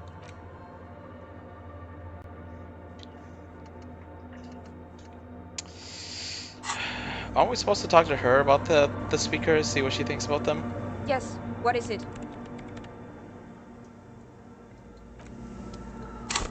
F it, I have 30 points. Let's go. There are worse things to get the perception. Wow, my perception is actually pretty high. I need to bump interfacing up. Let's go! Yes, what is it? Let's do it! Everything disappears. You are draped in silence like a drowning man staring into his puny little headspace. And then the pressure changes. What does that mean? It feels like flying on an aerostatic, or when your ears pop, or like a subtle difference in the atmosphere, a weather change hanging in the air. What if the sound you're looking for is too low for you to hear it? But we just talked to the guys about it. Suna, what if we just need a better sound system? A better sound system? Alright, but where would we get one? Suddenly, a rhythmic beat permeates the walls, causing a small patch of decorative stucco to crumble onto the wooden floor. Okay, that's a powerful noise. They should really allocate some renovation funds to this place. Remember, as the lieutenant, inspecting damage done to the arabesque. I don't know how to pronounce that. No. What they really should do is shut down the disco men for disturbing neighborhood peace. Yes, but they got the speakers. You mean the speed freaks? She closes her eyes as bar dance music invades the holy silence of the sanctuary. Of course. The speed freaks. They have a fantastic sound system. And you think they would help me? They would if you wouldn't mind them moving in with you. I guess I could live through a week or two of peaceful coexistence. I thought you were about to say painful coexistence. Great, I'll talk to them. Sure. Let me know how it goes. Thanks, officer. Run there, run back. Run there, run back. Back and forth, back and forth. This was one of the things I hated about Final Fantasy XIV. Go there, come back. Go there, come back. Well, at least she's busy here, and they haven't been invited in yet, so they kind of have an excuse. Unlike Final Fantasy XIV, where there's sometimes it's like, go talk to that guy. You know, random strangers that you never met. Like, I'm still remembering that one guy. I asked for directions, basically. Like, do you know who can know about this? And it's like, try talking to this guy. You talk to that guy, and then for some reason, the game makes you report back to this random NPC that you basically asked for directions. I hated that. Alright, let's try. Hi again. So, yes? Good news! I managed to convince Suna. She's okay with you guys moving in, but on one condition. She needs your speakers for her project. We are grateful, Copman. You're an augury of a new era of anodic dance music. He smiles, happier than he's ever been before. You're gonna have to share space for a couple weeks until she gets her research finished. That's fine. We can manage. I hope she can manage. And you're still sure about keeping our little side business, right? Oh, you mean the illegal drug lab? There would be no shady shenanigans in the church. Only love and anodic dance music. Fine. We can make do. It's going to take us a bit to move our stuff inside. A couple of hours, maybe. Come check back later. Let's get moving. Leave the tent. Oh, well, are we just gonna burn through a couple hours just like that? Okay, I guess not. Can't click on the spot though. It's like a total dead zone. That's a lot of trash back there. There's trash, right? Yo, moss on these stones. They're probably stolen from someone's garden. Okay, let's... Come on, do I really have to stay in front of the church to fast travel? Alright, alright. Let's do that. Yes. I'm just gonna go ahead and look for my esprit de corps thing. It's just the one jacket, right? Was there anything else?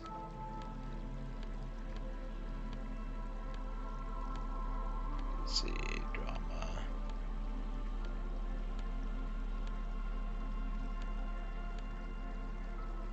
Wait, I was looking for shivers. How did I miss this?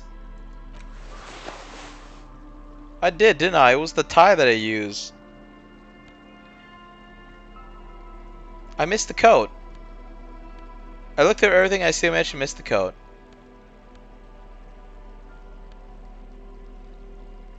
Visual calculus, huh? You know, I'm not gonna bother searching anymore.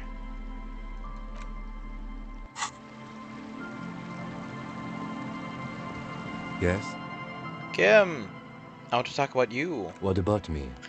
You're wearing a Revolutionary Air Brigade jacket, aren't you? What? These? It's just seasonal clothing. And those look like airman pants. Good for storing tools in. Where is this going?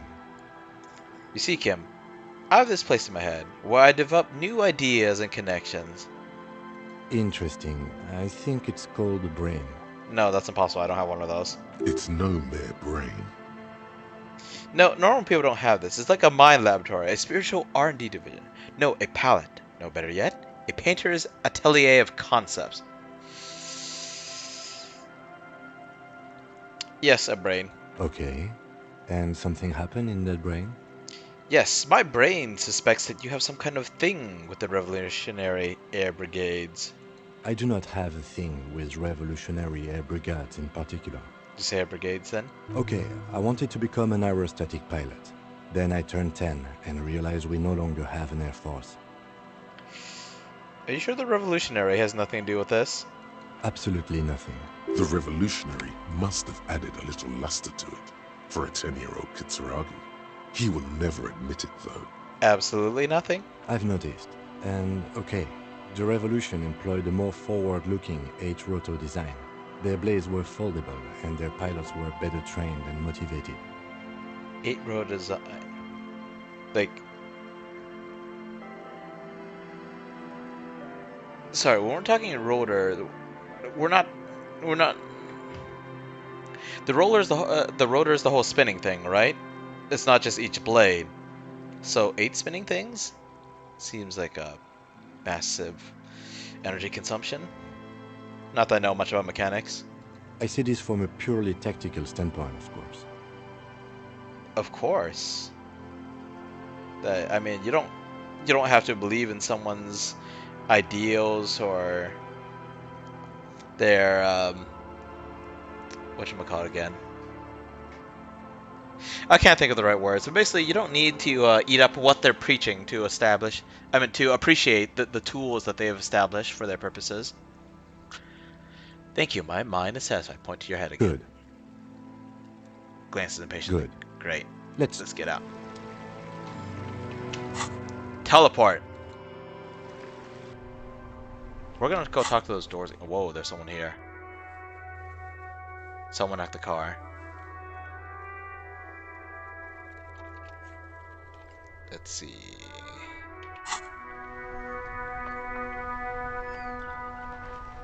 Oh no, this is gonna be trouble, isn't it? This is gonna be trouble. Unfortunately, we don't have much in the way of half-light, nor physical instrument. Gonna suck. Okay, let's see if we can get up half-light. Interfacing +2. I like having high interfacing.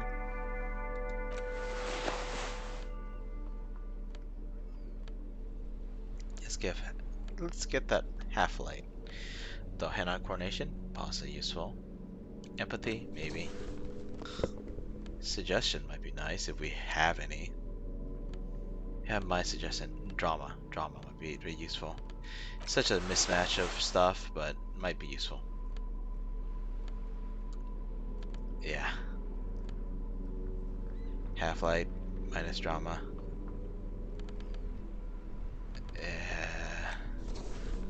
Minus drama is not good. Pain threshold. Why am I just assuming that this is gonna be a fight?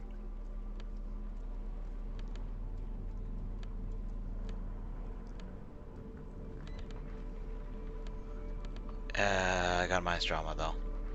I got +2 drama from that. Well, let's go. Sounds like you're the suicide cop, with his finger on the eject button, ready to let go of this life.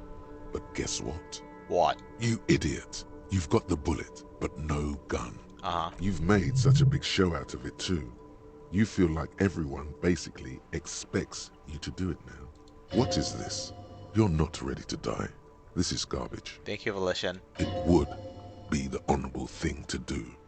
It would really show them. Show her too. Suicide Cop does have a ring to it. I should think about it, but only a little. Oh yes. It would be so sweet to taste the barrel once more. That sour metal. Maybe there is a way. Not yet, but stick with it. Keep going dark, and it'll finally click. You know, the only reason why I even did that in the first place was because Authority kept failing me. Great. I thought it would come up one of those random thoughts or something like that. I might have just established a bad flag for later. That's one brutal motor carriage. Says the young man with piss something written on his back. If I were a real skull now, I'd jack it, paint it in palm tree livery, then bottom light it, neon style. His companion wears a simple yet elegant slogan. F the world. No, F you! A snazzy shit-ripped skullmobile like this would make a fine trophy. We could, like, hang fucking shrunken heads from the side mirrors. Cops' heads. Scary tribal shit. I would like to point out that cop over there has a gun. Yeah, And so do I. tribal Just shit. not A cop good carriage bullets. like this would have proper skull value. While I appreciate the interest you take in my brutal motor carriage, I have to stop you right there. The RCM takes threats directed at its property seriously. It's just theoretical work, Copper. No basis in reality. Man, if we were certified skulls right now... Who are you? I can tell you who we're not, cop. We're not snitches or skulls. Okay, can I bash your head in now? Which is not to say that the skulls are bitches and... On the contrary. The part of this presentation you want to take home with you, cop man, is we're not part of the skulls yet. This game makes me understand how easy it is to want to abuse your authority. Okay then, let's indulge in some intellectual exchange. These young men seem eager to share their beliefs. Do you know Cindy the Skull? Oh yeah, Cindy's a right proper skull. You know, she's actually pretty nice despite how much she cusses. Young man's eyes glaze over, his voice filled with longing. Yeah, a true artist of the future. Just like Arno van Eyck. Yeah? By the way, if you see Cindy, give her our regards. He adds, returning from whatever void he was just For visiting. all their nihilistic posturing, these young men are not lacking in youthful idealism. Okay, I should probably go easier on them then. They're just kids. The lieutenant on your left is unusually lenient toward them.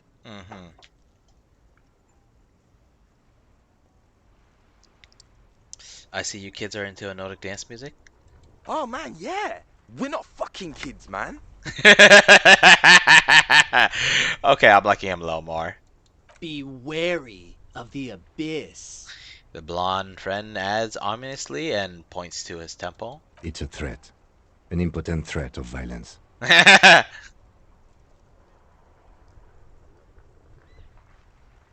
They're good. I like those. But I don't. In fact, I dislike them so much I'm willing to drag you boys back to the station just to calm myself down. Hey, there's no need for that. We're just talking here. Joking too. Stay light, man. You're threatening a cop. An actual good cop. Yeah. Didn't you cops, like, have some questions about skulls or some shit? Yeah. Why aren't there more of them in Martinez? This place is a crappy enough place for them, right? The Union does their share of policing in Martinez, at least where gangs are concerned. That's why there isn't much organized crime around here. Oh crap, you mean the Union actually does something? Man, I thought they were all like those protection rackets where it's like, if you pay us, we'll protect you from ourselves. Apart from the unions themselves, of course. Well, there we go. Don't you worry about that. We're gonna make up for the deficit. Seriously, dude, you're talking to a cop. He's a good cop, but he doesn't like all this bullcrap you're giving him. He's got a gun.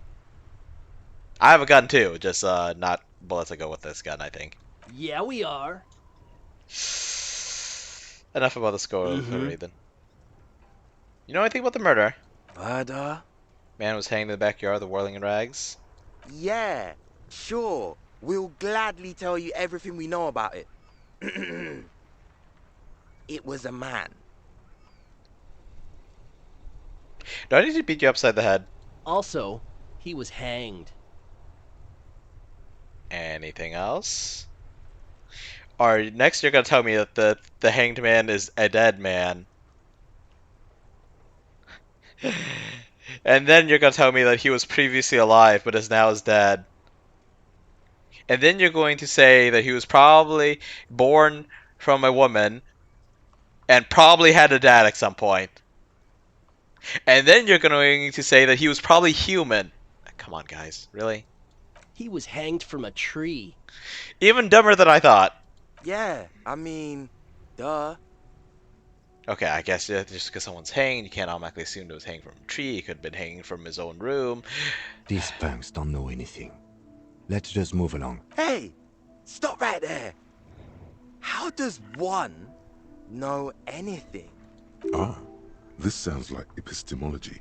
A field so occupied by thought that it begins to question thought itself. I know that you don't know shit. Exactly. How can one know shit? For example, how can one be sure that there truly is a body hanging behind a hostel? We inspected it, vomited, inspected again, vomited some more, shot it down, examined the corpse, stuck our hands inside the corpse's head, dug a bullet out of the corpse's head. I think we have ample reason to believe that there was a body hanging back there. What if it's art? Or just a mere specter? It's not. A man is dead and we need answers. So what do you think we know? Well, talking to you guys has definitely been something. Leave. If you mess up this motor carriage, despite the damage I did to my motor carriage, I would be of half a mind to return that damage back to you. Man takes good care of his car, he likes his car, and he's a good man.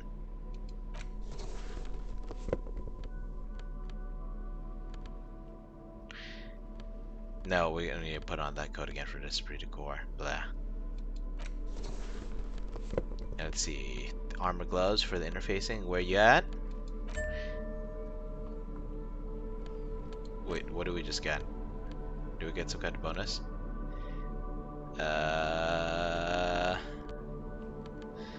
Where's my other tie? Yes, this girl's tie. There we go.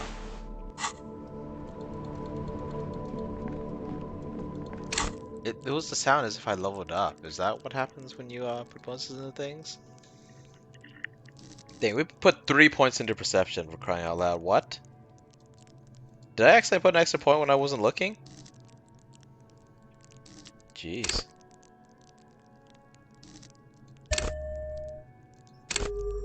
Oh wow, it's grayed out. You haven't put any points in it. Maybe we should put points into everything. Just to see the whole screen light up. All nice and neat. Too bad I don't have the skill points for it. Need to get interfacing up at some point. It's tied with my other skills. Granted, I put multiple points into them, but come on. Interfacing is my signature skill.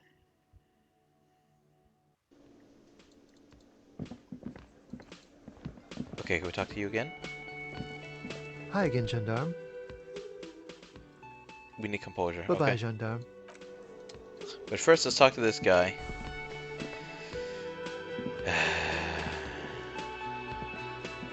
Again? I can't believe this shit. 83%, let's go. You know what it is. It's like the two of you know each other.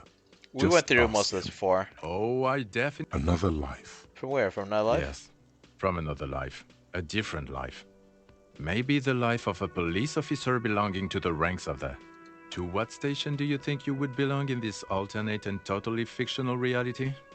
41st? Okay. That's plausible. That's entirely plausible. Now, somewhere good. Let's talk more about this hypothetical Station 41 you mentioned. Okay. Oh, the hypothetical 4-1. Yeah, let's fantasize about that. He blinks aggressively. I'm not busy. You're not busy. Let's just play around. So, what would our relationship be in this alternate universe? Let's be crazy. Let's say you and I are partners. How's that for a thought experiment?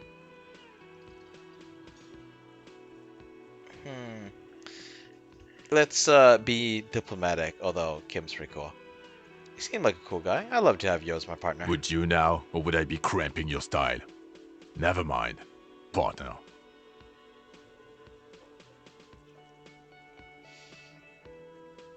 Actually, I shouldn't have called you my partner. Kim's my partner. He's going to know. I'm not your partner. This union is temporary. A little premonition for you, Lieutenant. Sooner or later, probably sooner, your new friend tells you he doesn't need you. He will then suggest you should fuck off. When that happens, I suggest you take his advice. The lieutenant merely bows his head in response. Do you have a crime to solve? Well, that explains why this guy's so bitter then. Oh no. You see, I enjoy watching other better cops solve crimes.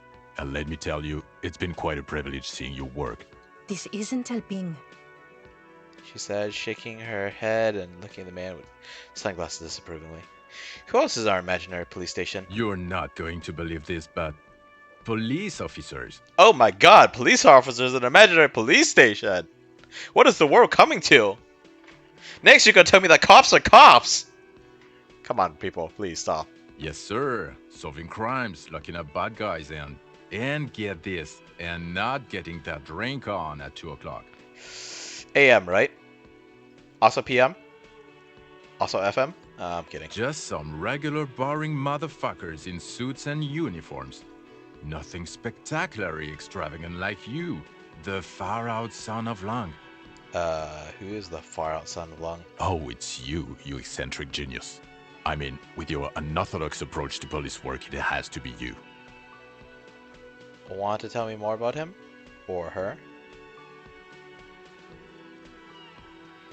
There was something here that didn't pop up, but popped up last time. It was when we were talking about who else is there, I thought.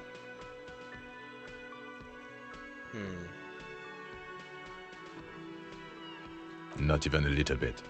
It's an urban myth about an officer who is so far undercover he can't remember who he is. As I say, it's just an urban myth. You are not the son of Lung. Got it. Okay, yes, you get the joke. Leave it at that. Okay.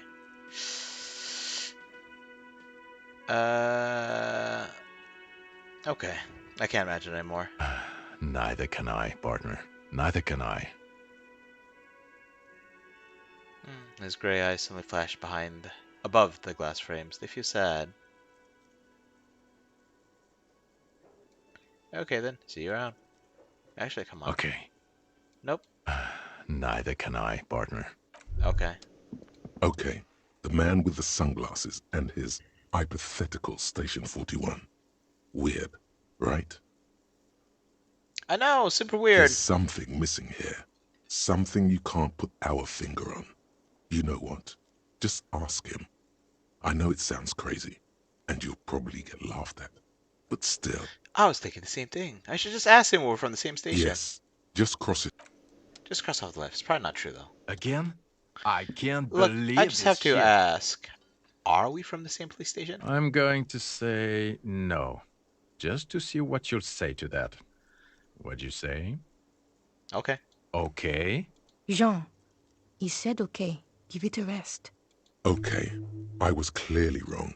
He is a firefighter, male nurse, animal control agent, something of that kind. Not a cop. Go on with your cop work. Don't let me stop you again. Are we from the same I'm police going to Yeah, probably say not. I don't remember from God fucking shit. He pinches the Okay, his nose. I was clearly wrong. He is a firefighter, male nurse, animal control agent, something of that kind. Not a cop.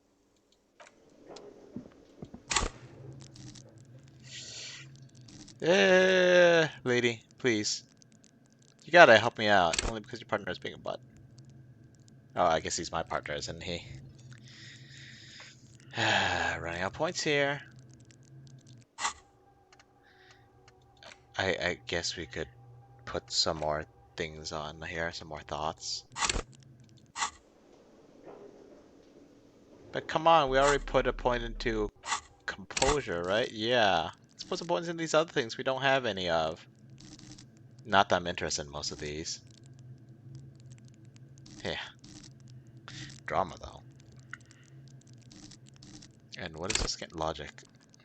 My chat window is kind of blocking some stuff. That's why I can't read it so easily. I'm not that blind, I swear. Lady? Yes? What is it? Did you hear that? Did you hear me sing? Did you like it? That was pretty good, Harry. Wasn't it, Jean? Whoa, how does she know your name? She probably heard it from somewhere.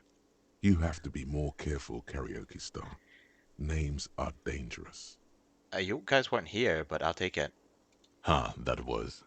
Yeah, that was absolute shit, if you want my opinion. Drunken shit.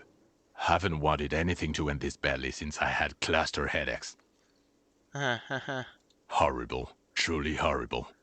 I beg of you, don't ever subject anyone to this torture again. I mean, seriously, you need to... Jean, he's not right. Don't make it worse, and I really liked it. She actually did. Did you just call me Harry? Yes, I called you by your name. What about it? She sounds slightly agitated and sad. How do you know my name? Good. Everybody knows your name. Please go finish your investigation, so everyone can go home.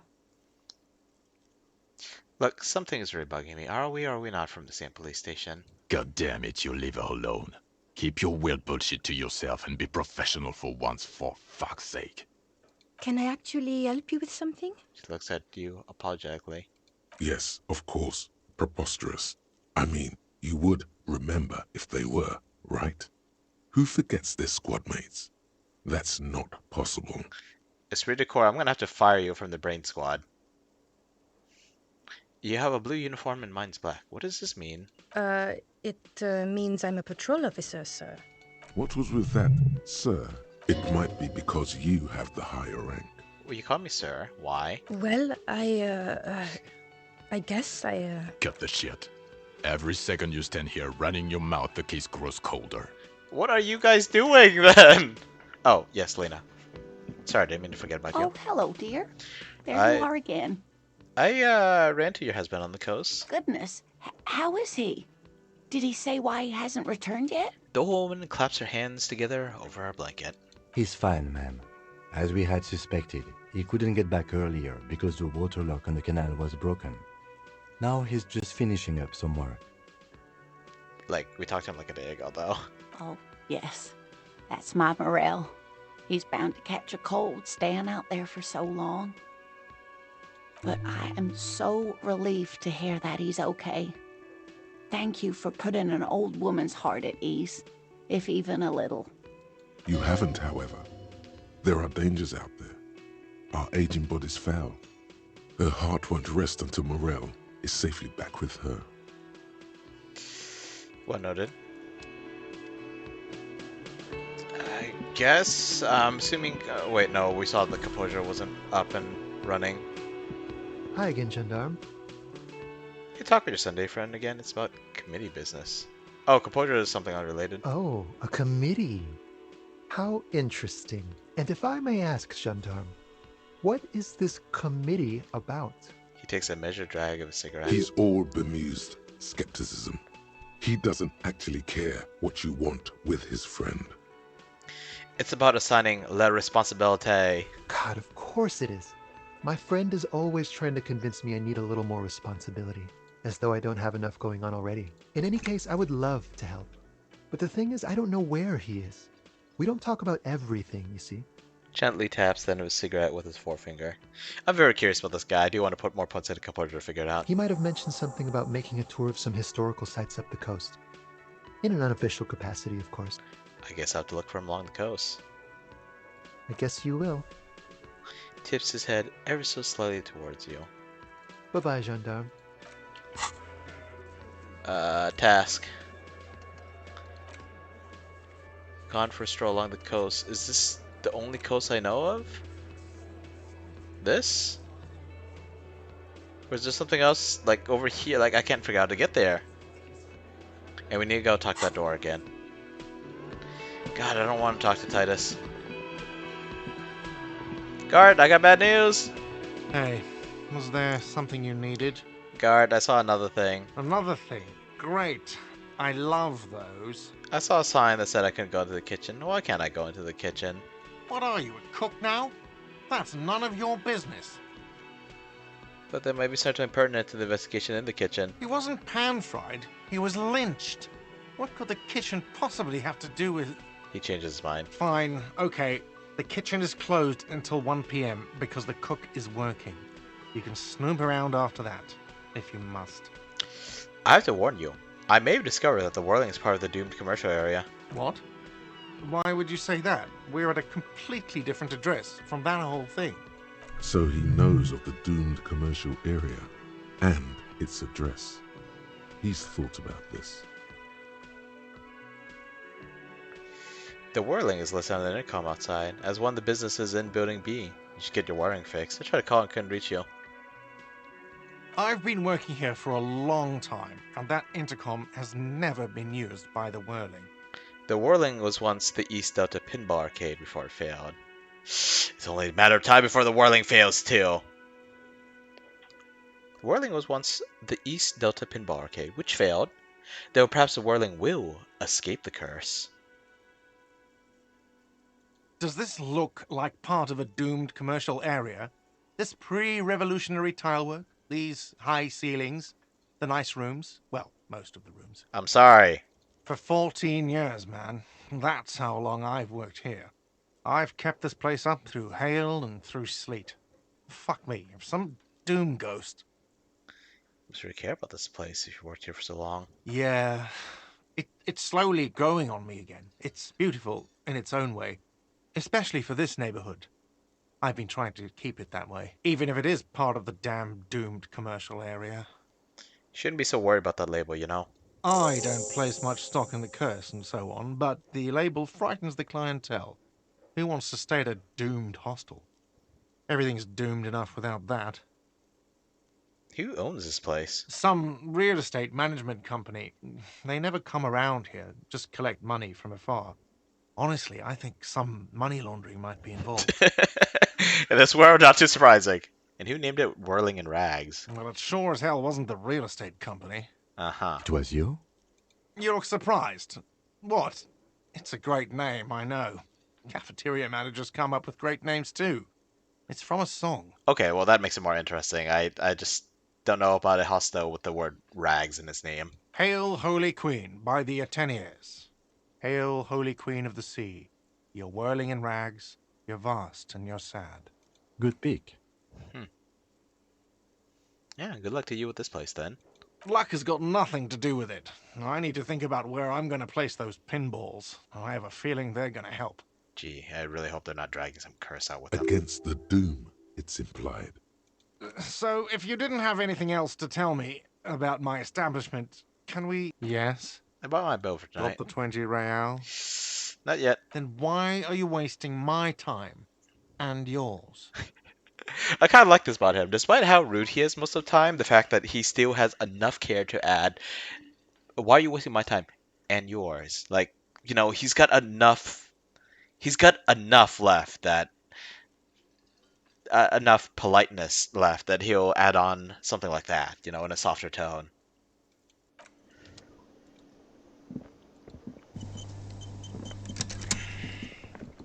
All right, let's talk to Titus again.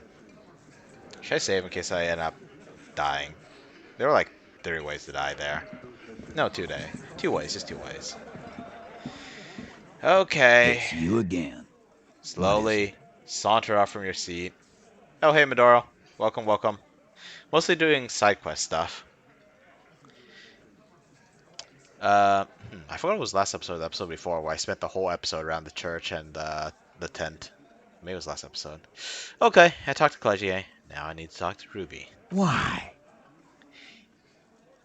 That was a slight different tone than everything else.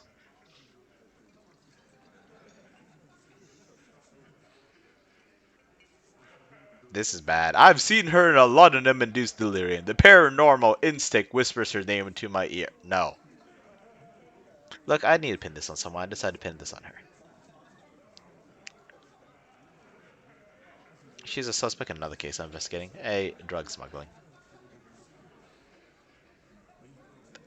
I'm assuming this is the one, but I'm going to click this one just to see how it reacts. Sounds like you want to push this steaming pile of shit on anyone.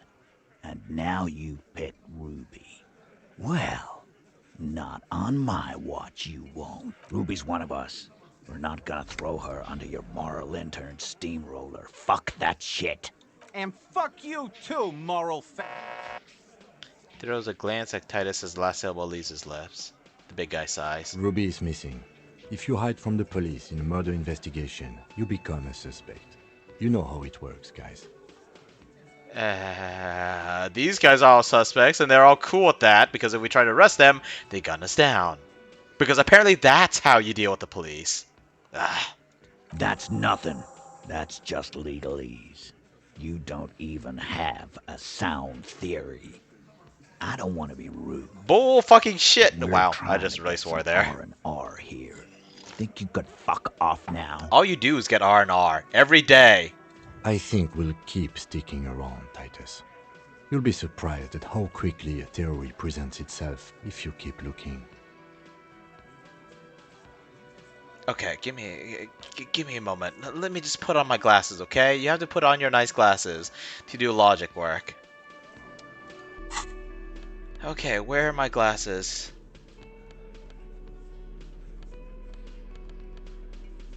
Okay, maybe they weren't glasses? Okay, oh well, we have a pair of glasses, but I thought there was something that gave another plus something. There we go. We have to put on this hat. How does this hat give us logic? I mean, shucks, alright, let's do it. It's you again. What is it? You know, it's probably not a bad voice. I'd probably like this if it weren't for his crap personality. Logic, 7. Chances, very high. 97%. Found key in Union box. Saw the winch outside. Staged like a play. Reconstructed murder scene. Found an antique rifle. Secret route found. Ruby is a drug trader established. Present a solid theory about why Ruby could have done it. A sudden flash of lightning in your neocortex. The hostel cafeteria is lit by its airy blaze.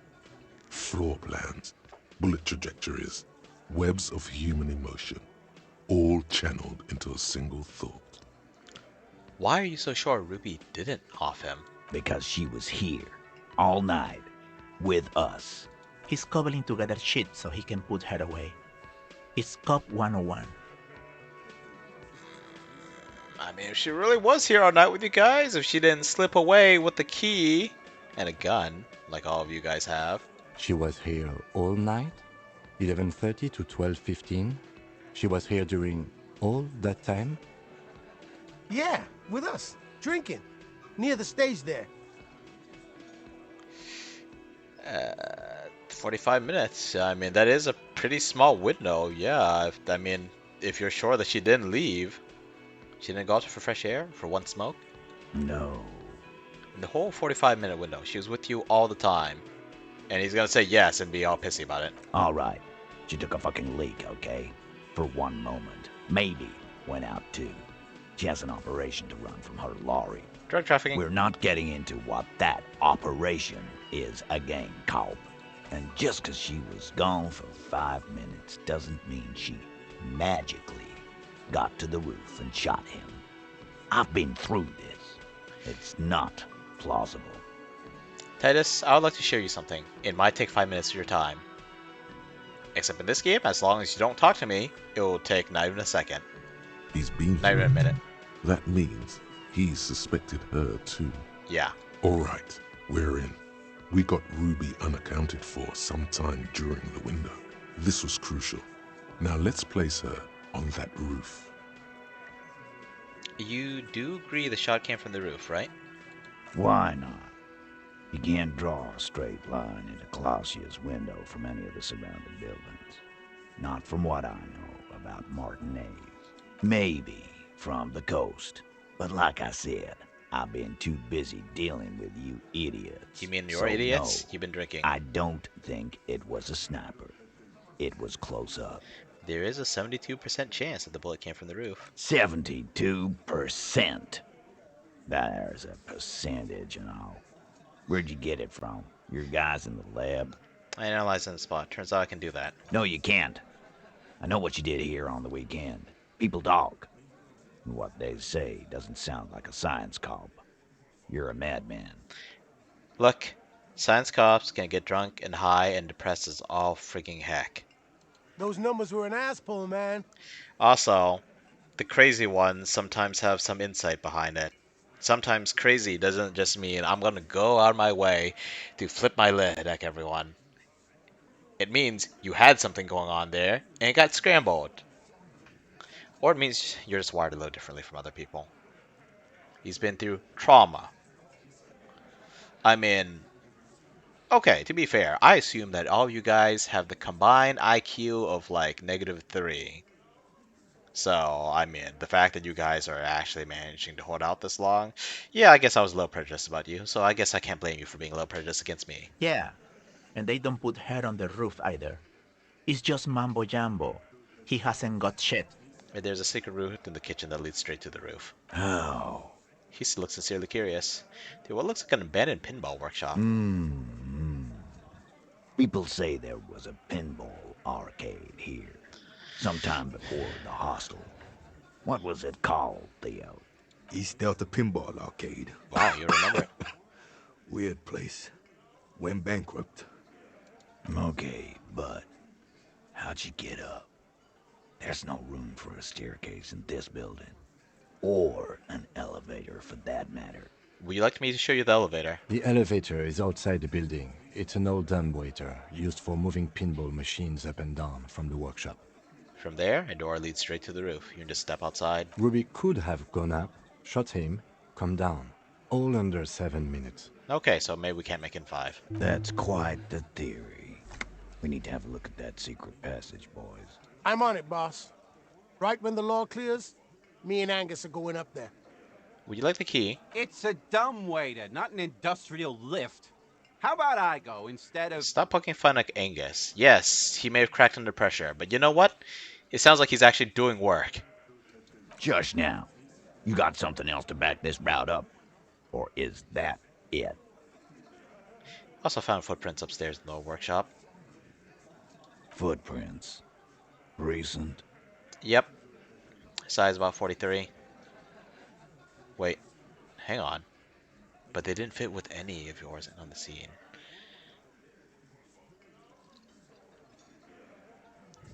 A week or two.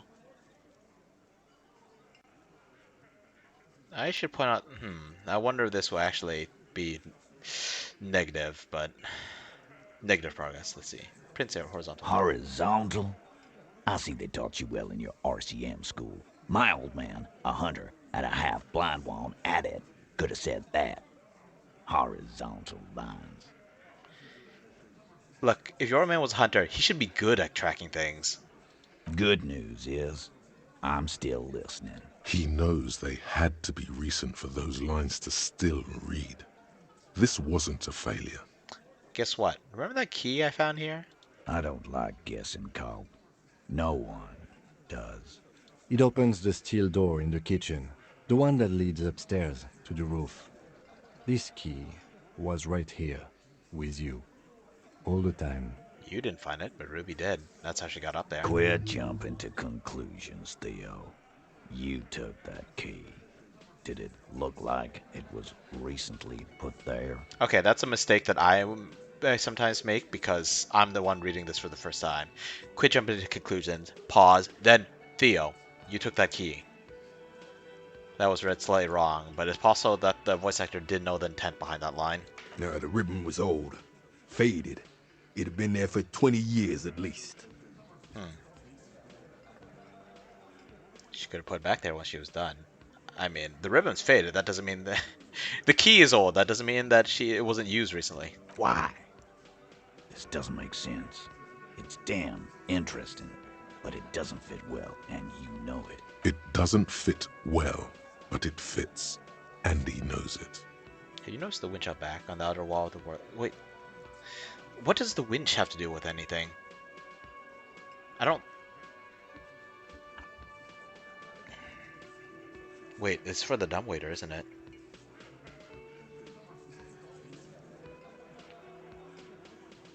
Let's just...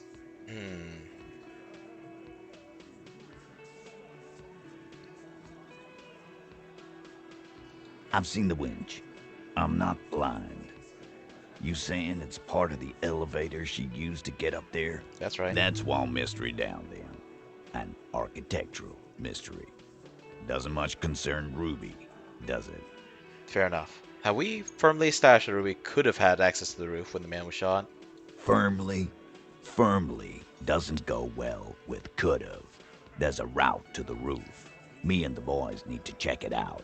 That's what we've established. I still can't... I feel like there's a part of me that finds it very difficult to accept that these guys aren't just evil pieces of crap. That... there's part of me that can't accept that the world wouldn't be better off if these guys were just gunned down in cold blood. But a route does not put that bullet in his head. A gun does that, and Ruby doesn't carry one. Phase 2. Murder weapon. Get a gun in her hand. If not that, then at least a shadow of a doubt. In the shape of a gun. There are weapons like this just lying around in Martinez. That looks antique. A Belle McGrave. It's inoperable. Where'd you get it? Cellar under the bookshop. It was hidden there, with others just like it. 20, maybe 30 rifles, Titus. Also broken, but still, there were too many. And there must be other caches too. God damn it. We need to close that dump down for good. Okay, I see your point. There are guns lying around. Damn it. I thought we'd found all the old spots. Why was that still there? We just missed one. Ruby doesn't know this place, boss. Just these cops digging up shit. So she's been hanging out with your crew for who knows how long, and she hasn't found anything and hidden from you. Meanwhile, we poke around for like 3 sober days and found it. Have analyzed the bullet that killed him. It was jacketed. So it had to come from a breech-loading rifle. Military grade. Not even you militia monkeys have those. This goes against your short-range theory. You just showed him a breech-loading gun. I just showed you a breech loader that any child could have. A broken old broomstick is what you showed me. But point taken. Time to really close the deal. Show them the bullet. This is the bullet that did it. 4.46 millimeters. The Belle McGrave uses the same caliber. The blonde man looks at the mushroomed Deathbringer in the evidence bag and says, He's gonna be annoying, isn't he? Yeah, the bitch is jacketed all right. 4mm too. Okay, I am pleasantly surprised. Whoa. Well, goddamn. It's not proof, but it's a possible murder weapon. Close to her. Too damn close. You have been thorough. I'll give you that. We're not gonna point out the lost gun because my gun is not what she has. And plus we don't want to point out that our gun's missing. Didn't say I'd prove she had the murder weapon, just that we need to find her. All right. Keep talking. I'm getting a bit curious about some things myself. I gotta admit, this is a lot less annoying than the whole mess with Clagier and the super high authority check that we need to fail 3 times. Keith, we're not seriously considering it, are we? Ruby wouldn't do this. Why would she do something like this? Okay, motive. Let's Phase see what 3. Motive. The last component. It's not why did she kill him, it's why did she organize the cover-up. And I suppose you have a theory on that. She could have been covering up for herself, Titus. Think about it. Why go through all that effort? It was her idea, wasn't it? The hanging. You went along, but she suggested it. She had, like, a fully formed plan and shit. Right when she came back downstairs. Really, Shanks? Claudia wanted to talk to another girl, that's all. She was just the first one up there. I could have come up with that plan if I'd have been first. Really? Fully formed. Time for a logics demonstration.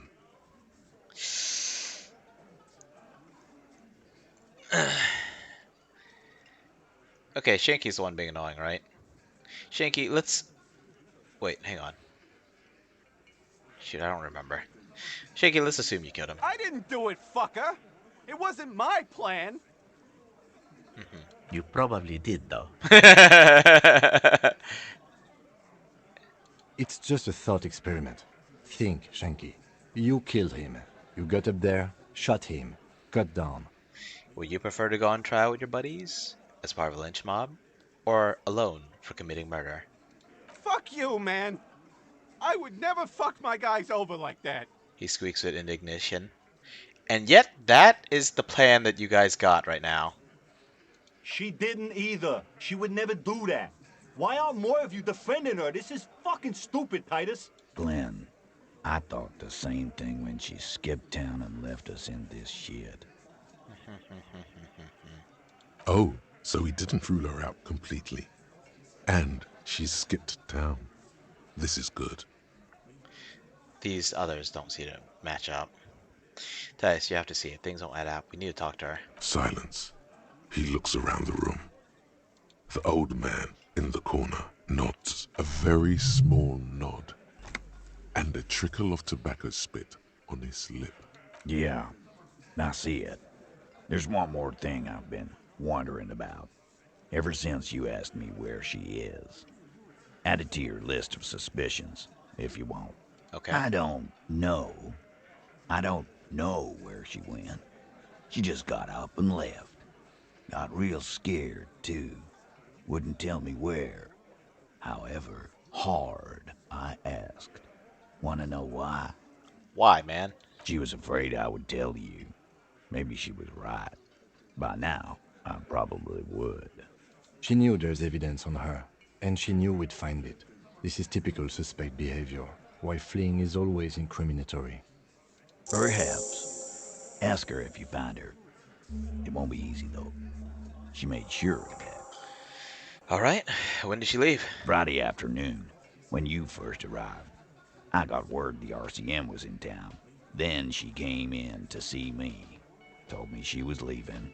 That's when we had our little conversation. Do you know what she was doing with Ulan frequencies? The what now? I have no idea.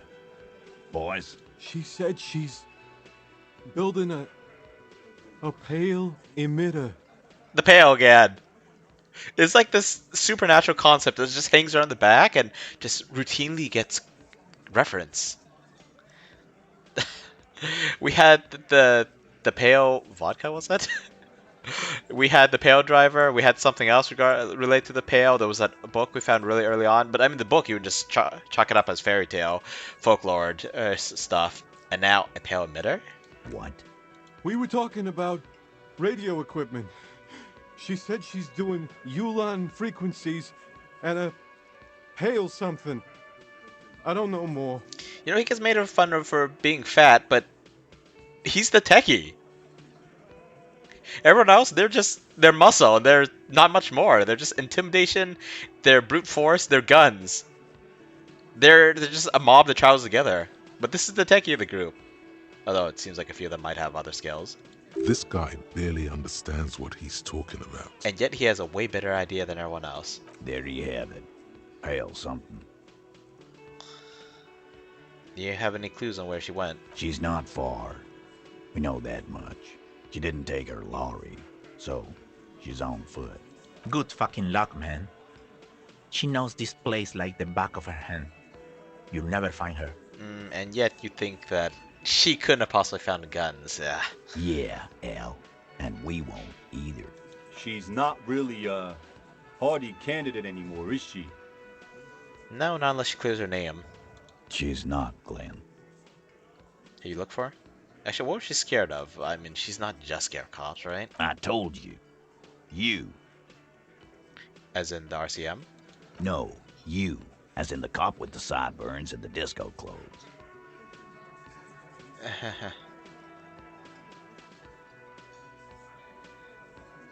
I'm sorry. God, why does everything flee at the sight of my shadow? It seems you have that effect. Especially on women. He looks at you. Right. That's the second one now who's trying to flee you. You know, when I first saw you limping here, I thought she was paranoid or sniffing her own supply. But now I'm not so sure. What else did Ruby tell you about me? She said you have a funny taste in clothes and that you won't stop. Stop what? Singing, screaming, drinking, doing drugs, laughing about shooting myself? Until you have something on her. She said she's heard of you from Jamrock, that you're a human can opener, that you play suspects against each other, open them up like cans. And then when they're all empty, just move onto the next can. Don't look back unless there was something you missed. Interfacing. Of course interfacing is going to interject when I talk about opening people up like cans. Fucking hell. Titus, did he just... play the suspects against each other? Open Angus up like a can? Yes, he did. Now, we can whine about it, whack him, or we can go on with our lives. I'm having a go on with our lives kind of day, Al. How about you? Silence. He nods. Is that true, Kim? Am I a can opener? You are insistent. Anything else? Anything? Yeah, there was something else. She wouldn't tell me, though. I could see she wanted to. It was burning on her lips. This caught Titus. This caught Pete. But she was too scared. What if she knew him? What if she was the one who left? Who you look for her? A little. On the coast. Okay, at the coast again. Where have you looked for her? More precisely. More precisely, on the coast, past the waterlog. She's not here, so I'm thinking she's there. That stupid bunker. Who's doing this looking? They're all here. You're all here. Who's out looking? Lizzie needed some air. So she didn't go to tell Everard. No one goes to tell Everard anything. He knows what he has to know. Fast. It's called a radio, you believe. The gardener may have played you a game when she stormed out. She has her own plan. Can you tell me where in the coast I should start looking? Sure. There are some shit houses there. A cinder block town. The fisherfolk there refuse to unionize. So, that's one place we haven't looked. And maybe they're not going to be done moving their equipment in. I hear they have a shack where junkies sometimes crash. Time for you to step up. Yeah, we've been talking to some of the junkies. We will start there. One more question. What does Ruby look like? And does she smell like apricot scented bubblegum? Or chewing gum, whatever. Boyish. Hair's red. Dyed. She looks like a lorry man. I can't even tell what a lorryman looks like. You have me half convinced that the we have the pale driver who stands out. We have the fat racist. We have the almost how do I describe this? Almost caricature of a of a man just selling his employer's goods, and then we have Tommy Lahome, who seems like a pretty chill dude.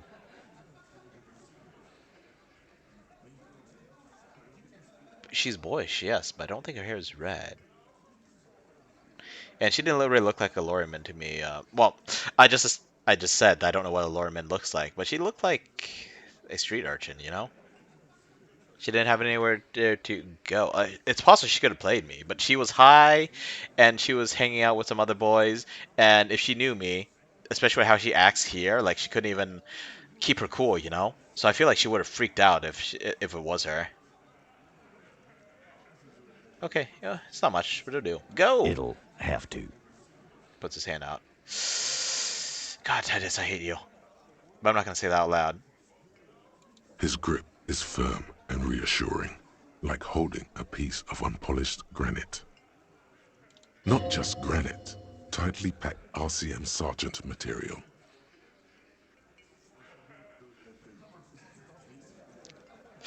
And before he backhand slaps us out of the room. You should be a cop, Titus. When are you gonna get it through your suicidal head? I already am. I just wasn't sure you were. And he still isn't.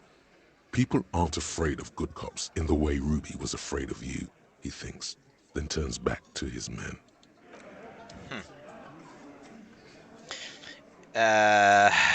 Yeah, it could just be that Ruby's not afraid of, quote, cops that she can manipulate easier than she can move her fingers.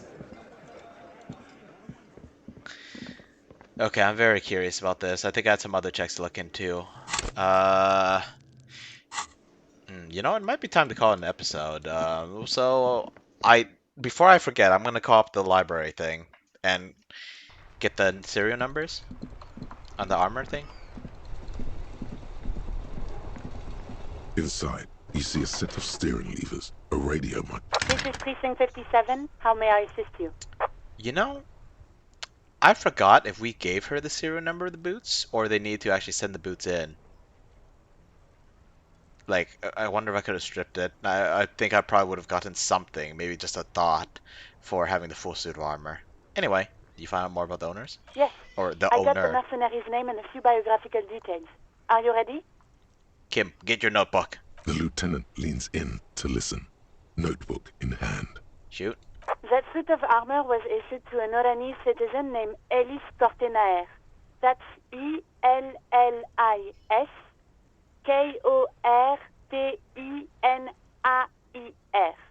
Exact date of birth unknown. He was signed into the Lelystad County Neonatal Care Unit on 28th of February, 09.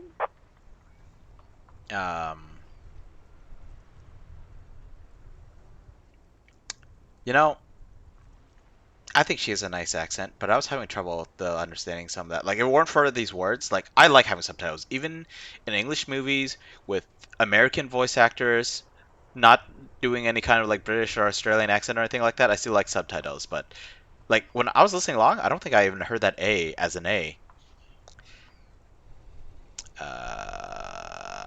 He was found as a newborn in a leaf compactor near an abandoned farm. He spent 4 months in the neonatal unit, survived apparently, and was assigned to a foster family at 2. Wow, that's awkward. This is what the ICP knows about him. He was raised by foster parents, entered the Eastbrand Military Academy in Vredefort at 17, then served in the Oranese forces till he was honorably discharged in 41, just a year before the Seminole conflict. E.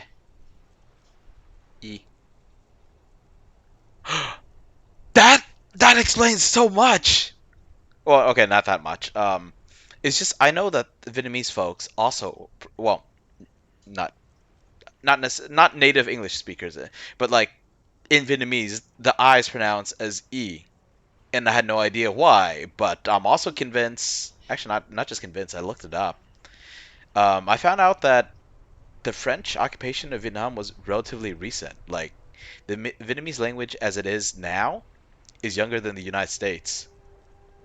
The language that uses English or perhaps French letters.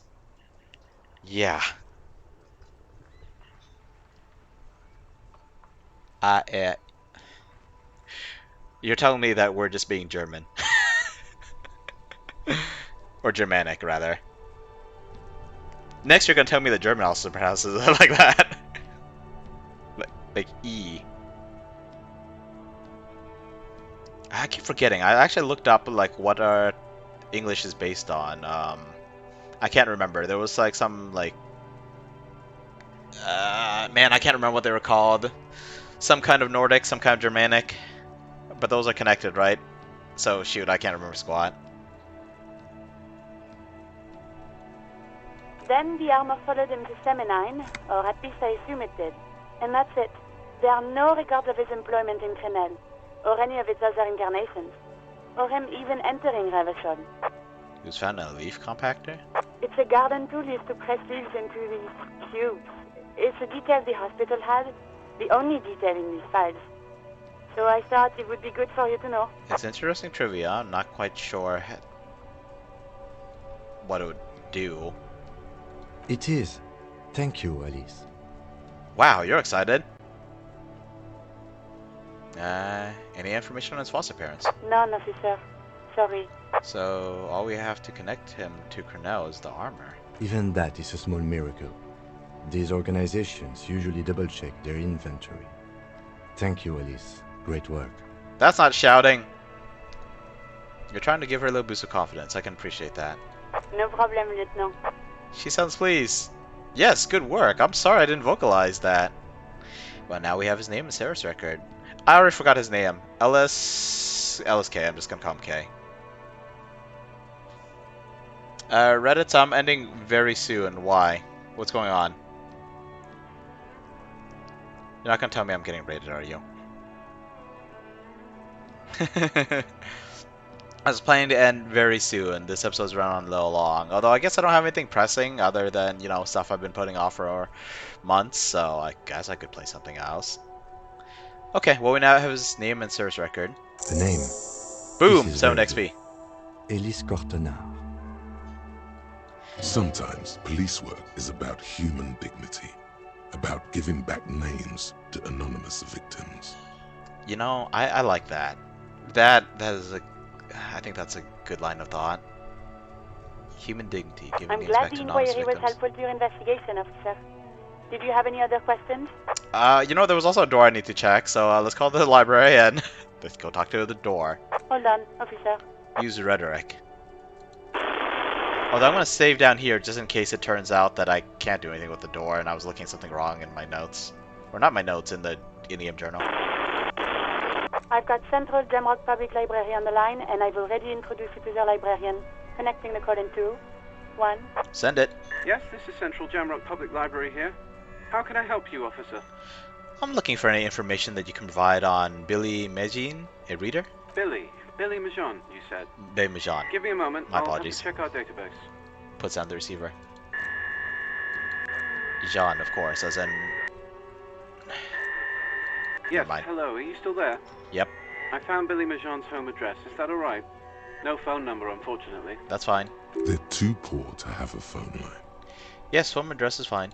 Here we go, sir. Rue de Saint-Ghislain, 33B, apartment number 20. It's in Martinez, I believe. Cape Side Apartments, it says. That's all. Is it one of the rooms I busted into?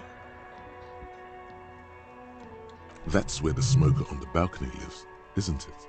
Do you have any other information on Billy Majon? It says here that they returned their last book just a few days ago, but I wasn't at work that day. Do you know someone who was? Marie? Marie? Do you remember a reader named Billy Majon? They returned a Tybalt book the other day. You hear someone answer from far. Man, when the library's small enough that you could actually recall people by name. Maurice, what? A woman yells. Then, yes, yes. Okay, if it was the police. She starts explaining She something. starts explaining something. Right. Perception's still talking. Sorry, I should be listening to the listener. Yes, it was my colleague Marie. She said that it was Billy's husband who returned the book. He also asked for this new sci-fi release, Lowe's Radio City 87, but we don't have it yet. Good. You have a name now. I feel like there is a more tactful way we could ask this, but so Billy Mijan is a woman, not a man. How did your colleague know it was her husband? Marie knows Billy. She's been working here longer than me. Sometimes her husband returns some books for her. I see. Do you know the husband's name? Sorry, no. Marie only knows him by sight. What does he look like? Marie! Moment passes. She said it was an older man, and that she's pretty sure he'd had a drink or two the last time she saw him. Oh god. What was he wearing? 1 second. Turns away from the phone again, relays the question. Sorry, Marie wasn't really paying any attention to that. Thank you, that's all for now. I have no other questions. Happy we could help. Goodbye, officer. Anything else you need from me? That's all. Thank you so much for your help, Alice. 57. In the cabin, you see a set. Okay, we're gonna delay this just a little bit longer. I did want to go click on I really should cut it off here. But the apartment's nearby, right? Yeah, I'm just gonna keep going a little bit longer.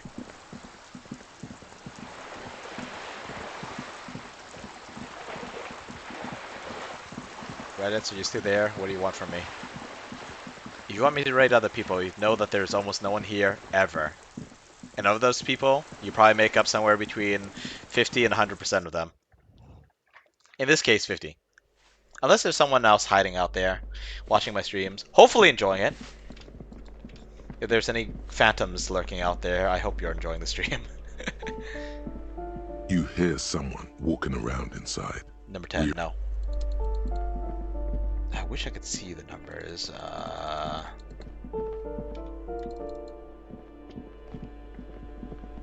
Can't click on this one. Up the stairs, maybe? Are you here? Are you close by? Are you friendly? What do you want? What is your name? Where are you? Show me a sign. What does it give me a sign? Show me a sign, I think. A weathered brown door. Oh, the here we number go. reads 20. Something smells good. Soup alongio. The lieutenant motions to you to go ahead and knock. Hold on, Kim. We should discuss this before we move on. What should we expect? You're right. Let's talk this through. He looks at the apartment door, lowers his voice, but maybe we should step away a little bit. You hear light footsteps passing by the door and some folk music playing on the radio. Oh, man. We have our first preliminary identification. In all likelihood, the deceased is the husband of Billy Méjean. We need to confirm this, as well as deliver the death notification to Billy herself. Now, delivering a death notification is never an easy task. There's a reason why it's often called the most stressful part of our job. This is why it's usually done in pairs. You got this. I'll be monitoring reactions, ready to act if necessary. You have any advice on how to tell her he's... Dead? Just don't say that you know how they feel. You don't. I like this. I like this right here. I know how you feel. Even if you did, you know that it will make them lash out, at least mentally. And if you react with, I do know how you feel because my spouse is dead and my kids. You answer like that, that'll just make them feel bad. So even if you do, don't say it. All right, I think I'm ready. The lieutenant motions towards the door. Knock. Hello? Who is it? And someone turns down the radio. Is this Billy Méjean's home? This is the police. Please open the door. The police? A moment, please give us a moment. Here, shuffling inside. Tidying up. Nervously. Come in. The door is open. All right.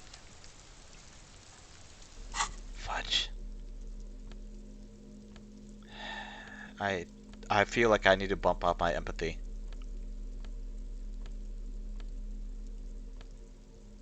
White polo shirt's bad for that, apparently.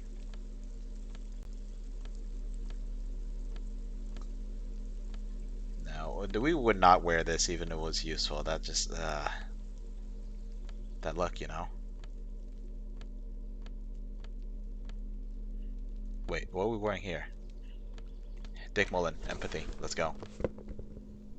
Take off these glasses for now. Mess with our authority. And I guess we'll put on the Dick Mullen hat. Okay, let's go. You know, Medoro, speaking of what you said earlier, we're gonna have to find some time to play Phasmophobia. I feel like we barely touched it since the last update. Maybe even the update before that. Okay, what we got here? Don't run, okay? Take it slow when exploring the apartment. Be respectful.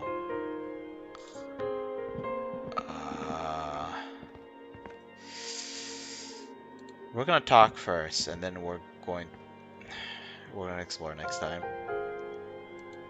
It's you from the bookstand. She just looks at you for a moment without knowing what to do. I don't think I introduced myself properly. I'm Billy. Would you like something to drink? Tea? Lemonade? We're out of coffee. Wow, they're showing hospitality to a cop. The lieutenant has taken off his foggy glasses and is busy cleaning them in his handkerchief for now. You're on your own here.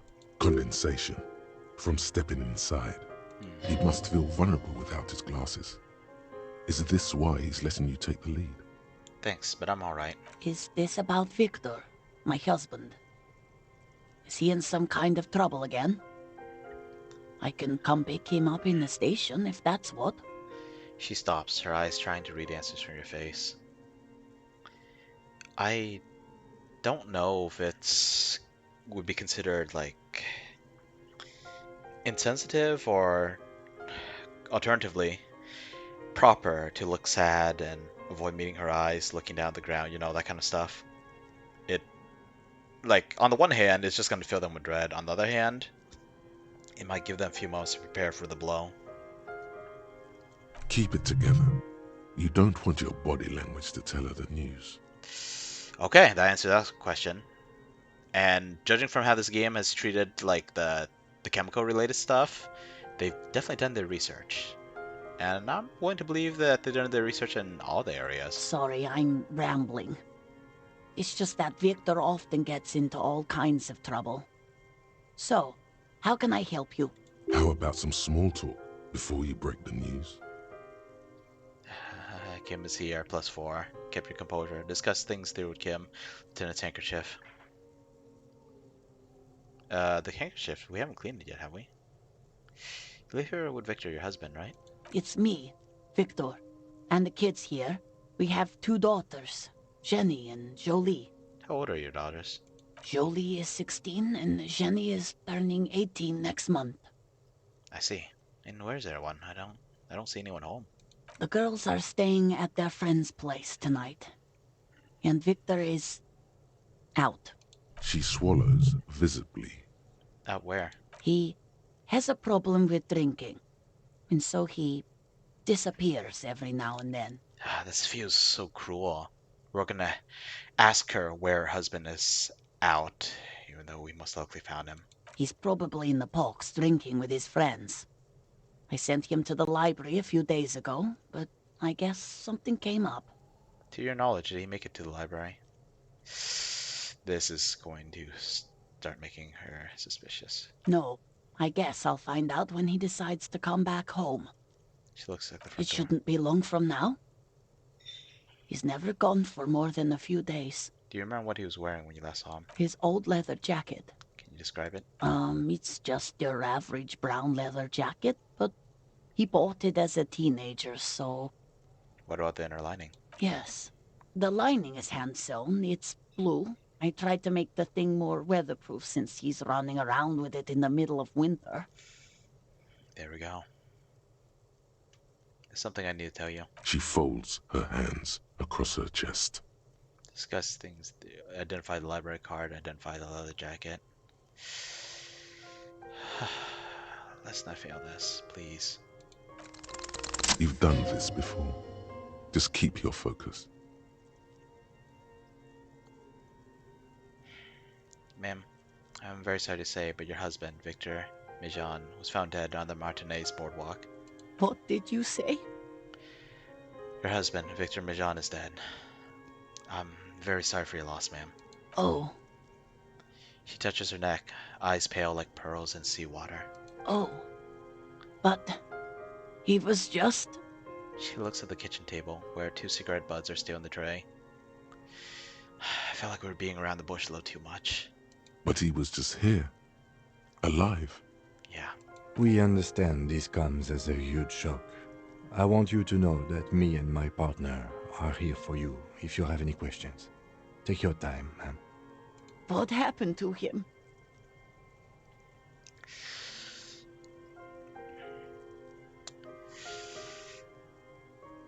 It was an accident. He fell through a hole in the boardwalk and hit his head. Was he drunk? Alcohol may play a part, yes. I see. And you just found him there, lying in the cold. How long had he been there? If you say 2 days maybe, it will be etched in her mind forever.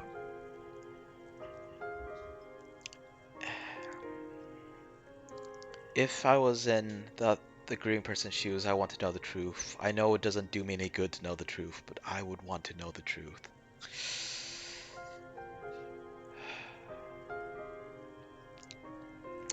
It couldn't have been long. She blinks, eyes welling up with tears, as her hand starts searching for something from the pockets of her dress. The handkerchief. No words, just give her Lieutenant's handkerchief. A small, terrified smile quivers on her face as she takes the handkerchief and wipes away the tears.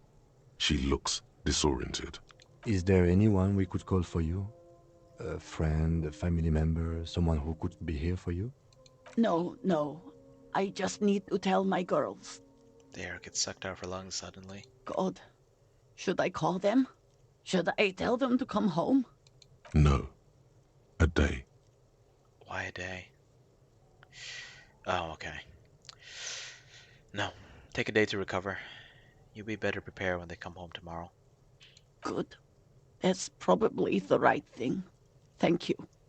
She nods, but with a wretched expression. Just tell me, what do I need to do next? Where is he? Can I see him? We are fairly certain that this is the guy, but can you imagine how horrible this is if it turned out it wasn't him? It was someone who just nicked his jacket and just had the library card in it. But we're fairly certain it is. We've taken him to the city morgue. The local coroner will be contacting you shortly to arrange the funeral. Here's his number in case you want to contact him earlier. He hands her a leaflet with the morgue's contact information. A very good call. Is there anything else that the RCM could do for you? No, I'll call you if something comes up. I'm still... She rubs her cheek, or rubs her hand. She rubs her face, runs her fingers over cheeks that become numb. Thank you. Thank you for telling me. I'll call if... She runs out of breath. Again, I'm very sorry, ma'am. We should step outside and talk. Set the library card by her. Leave the room.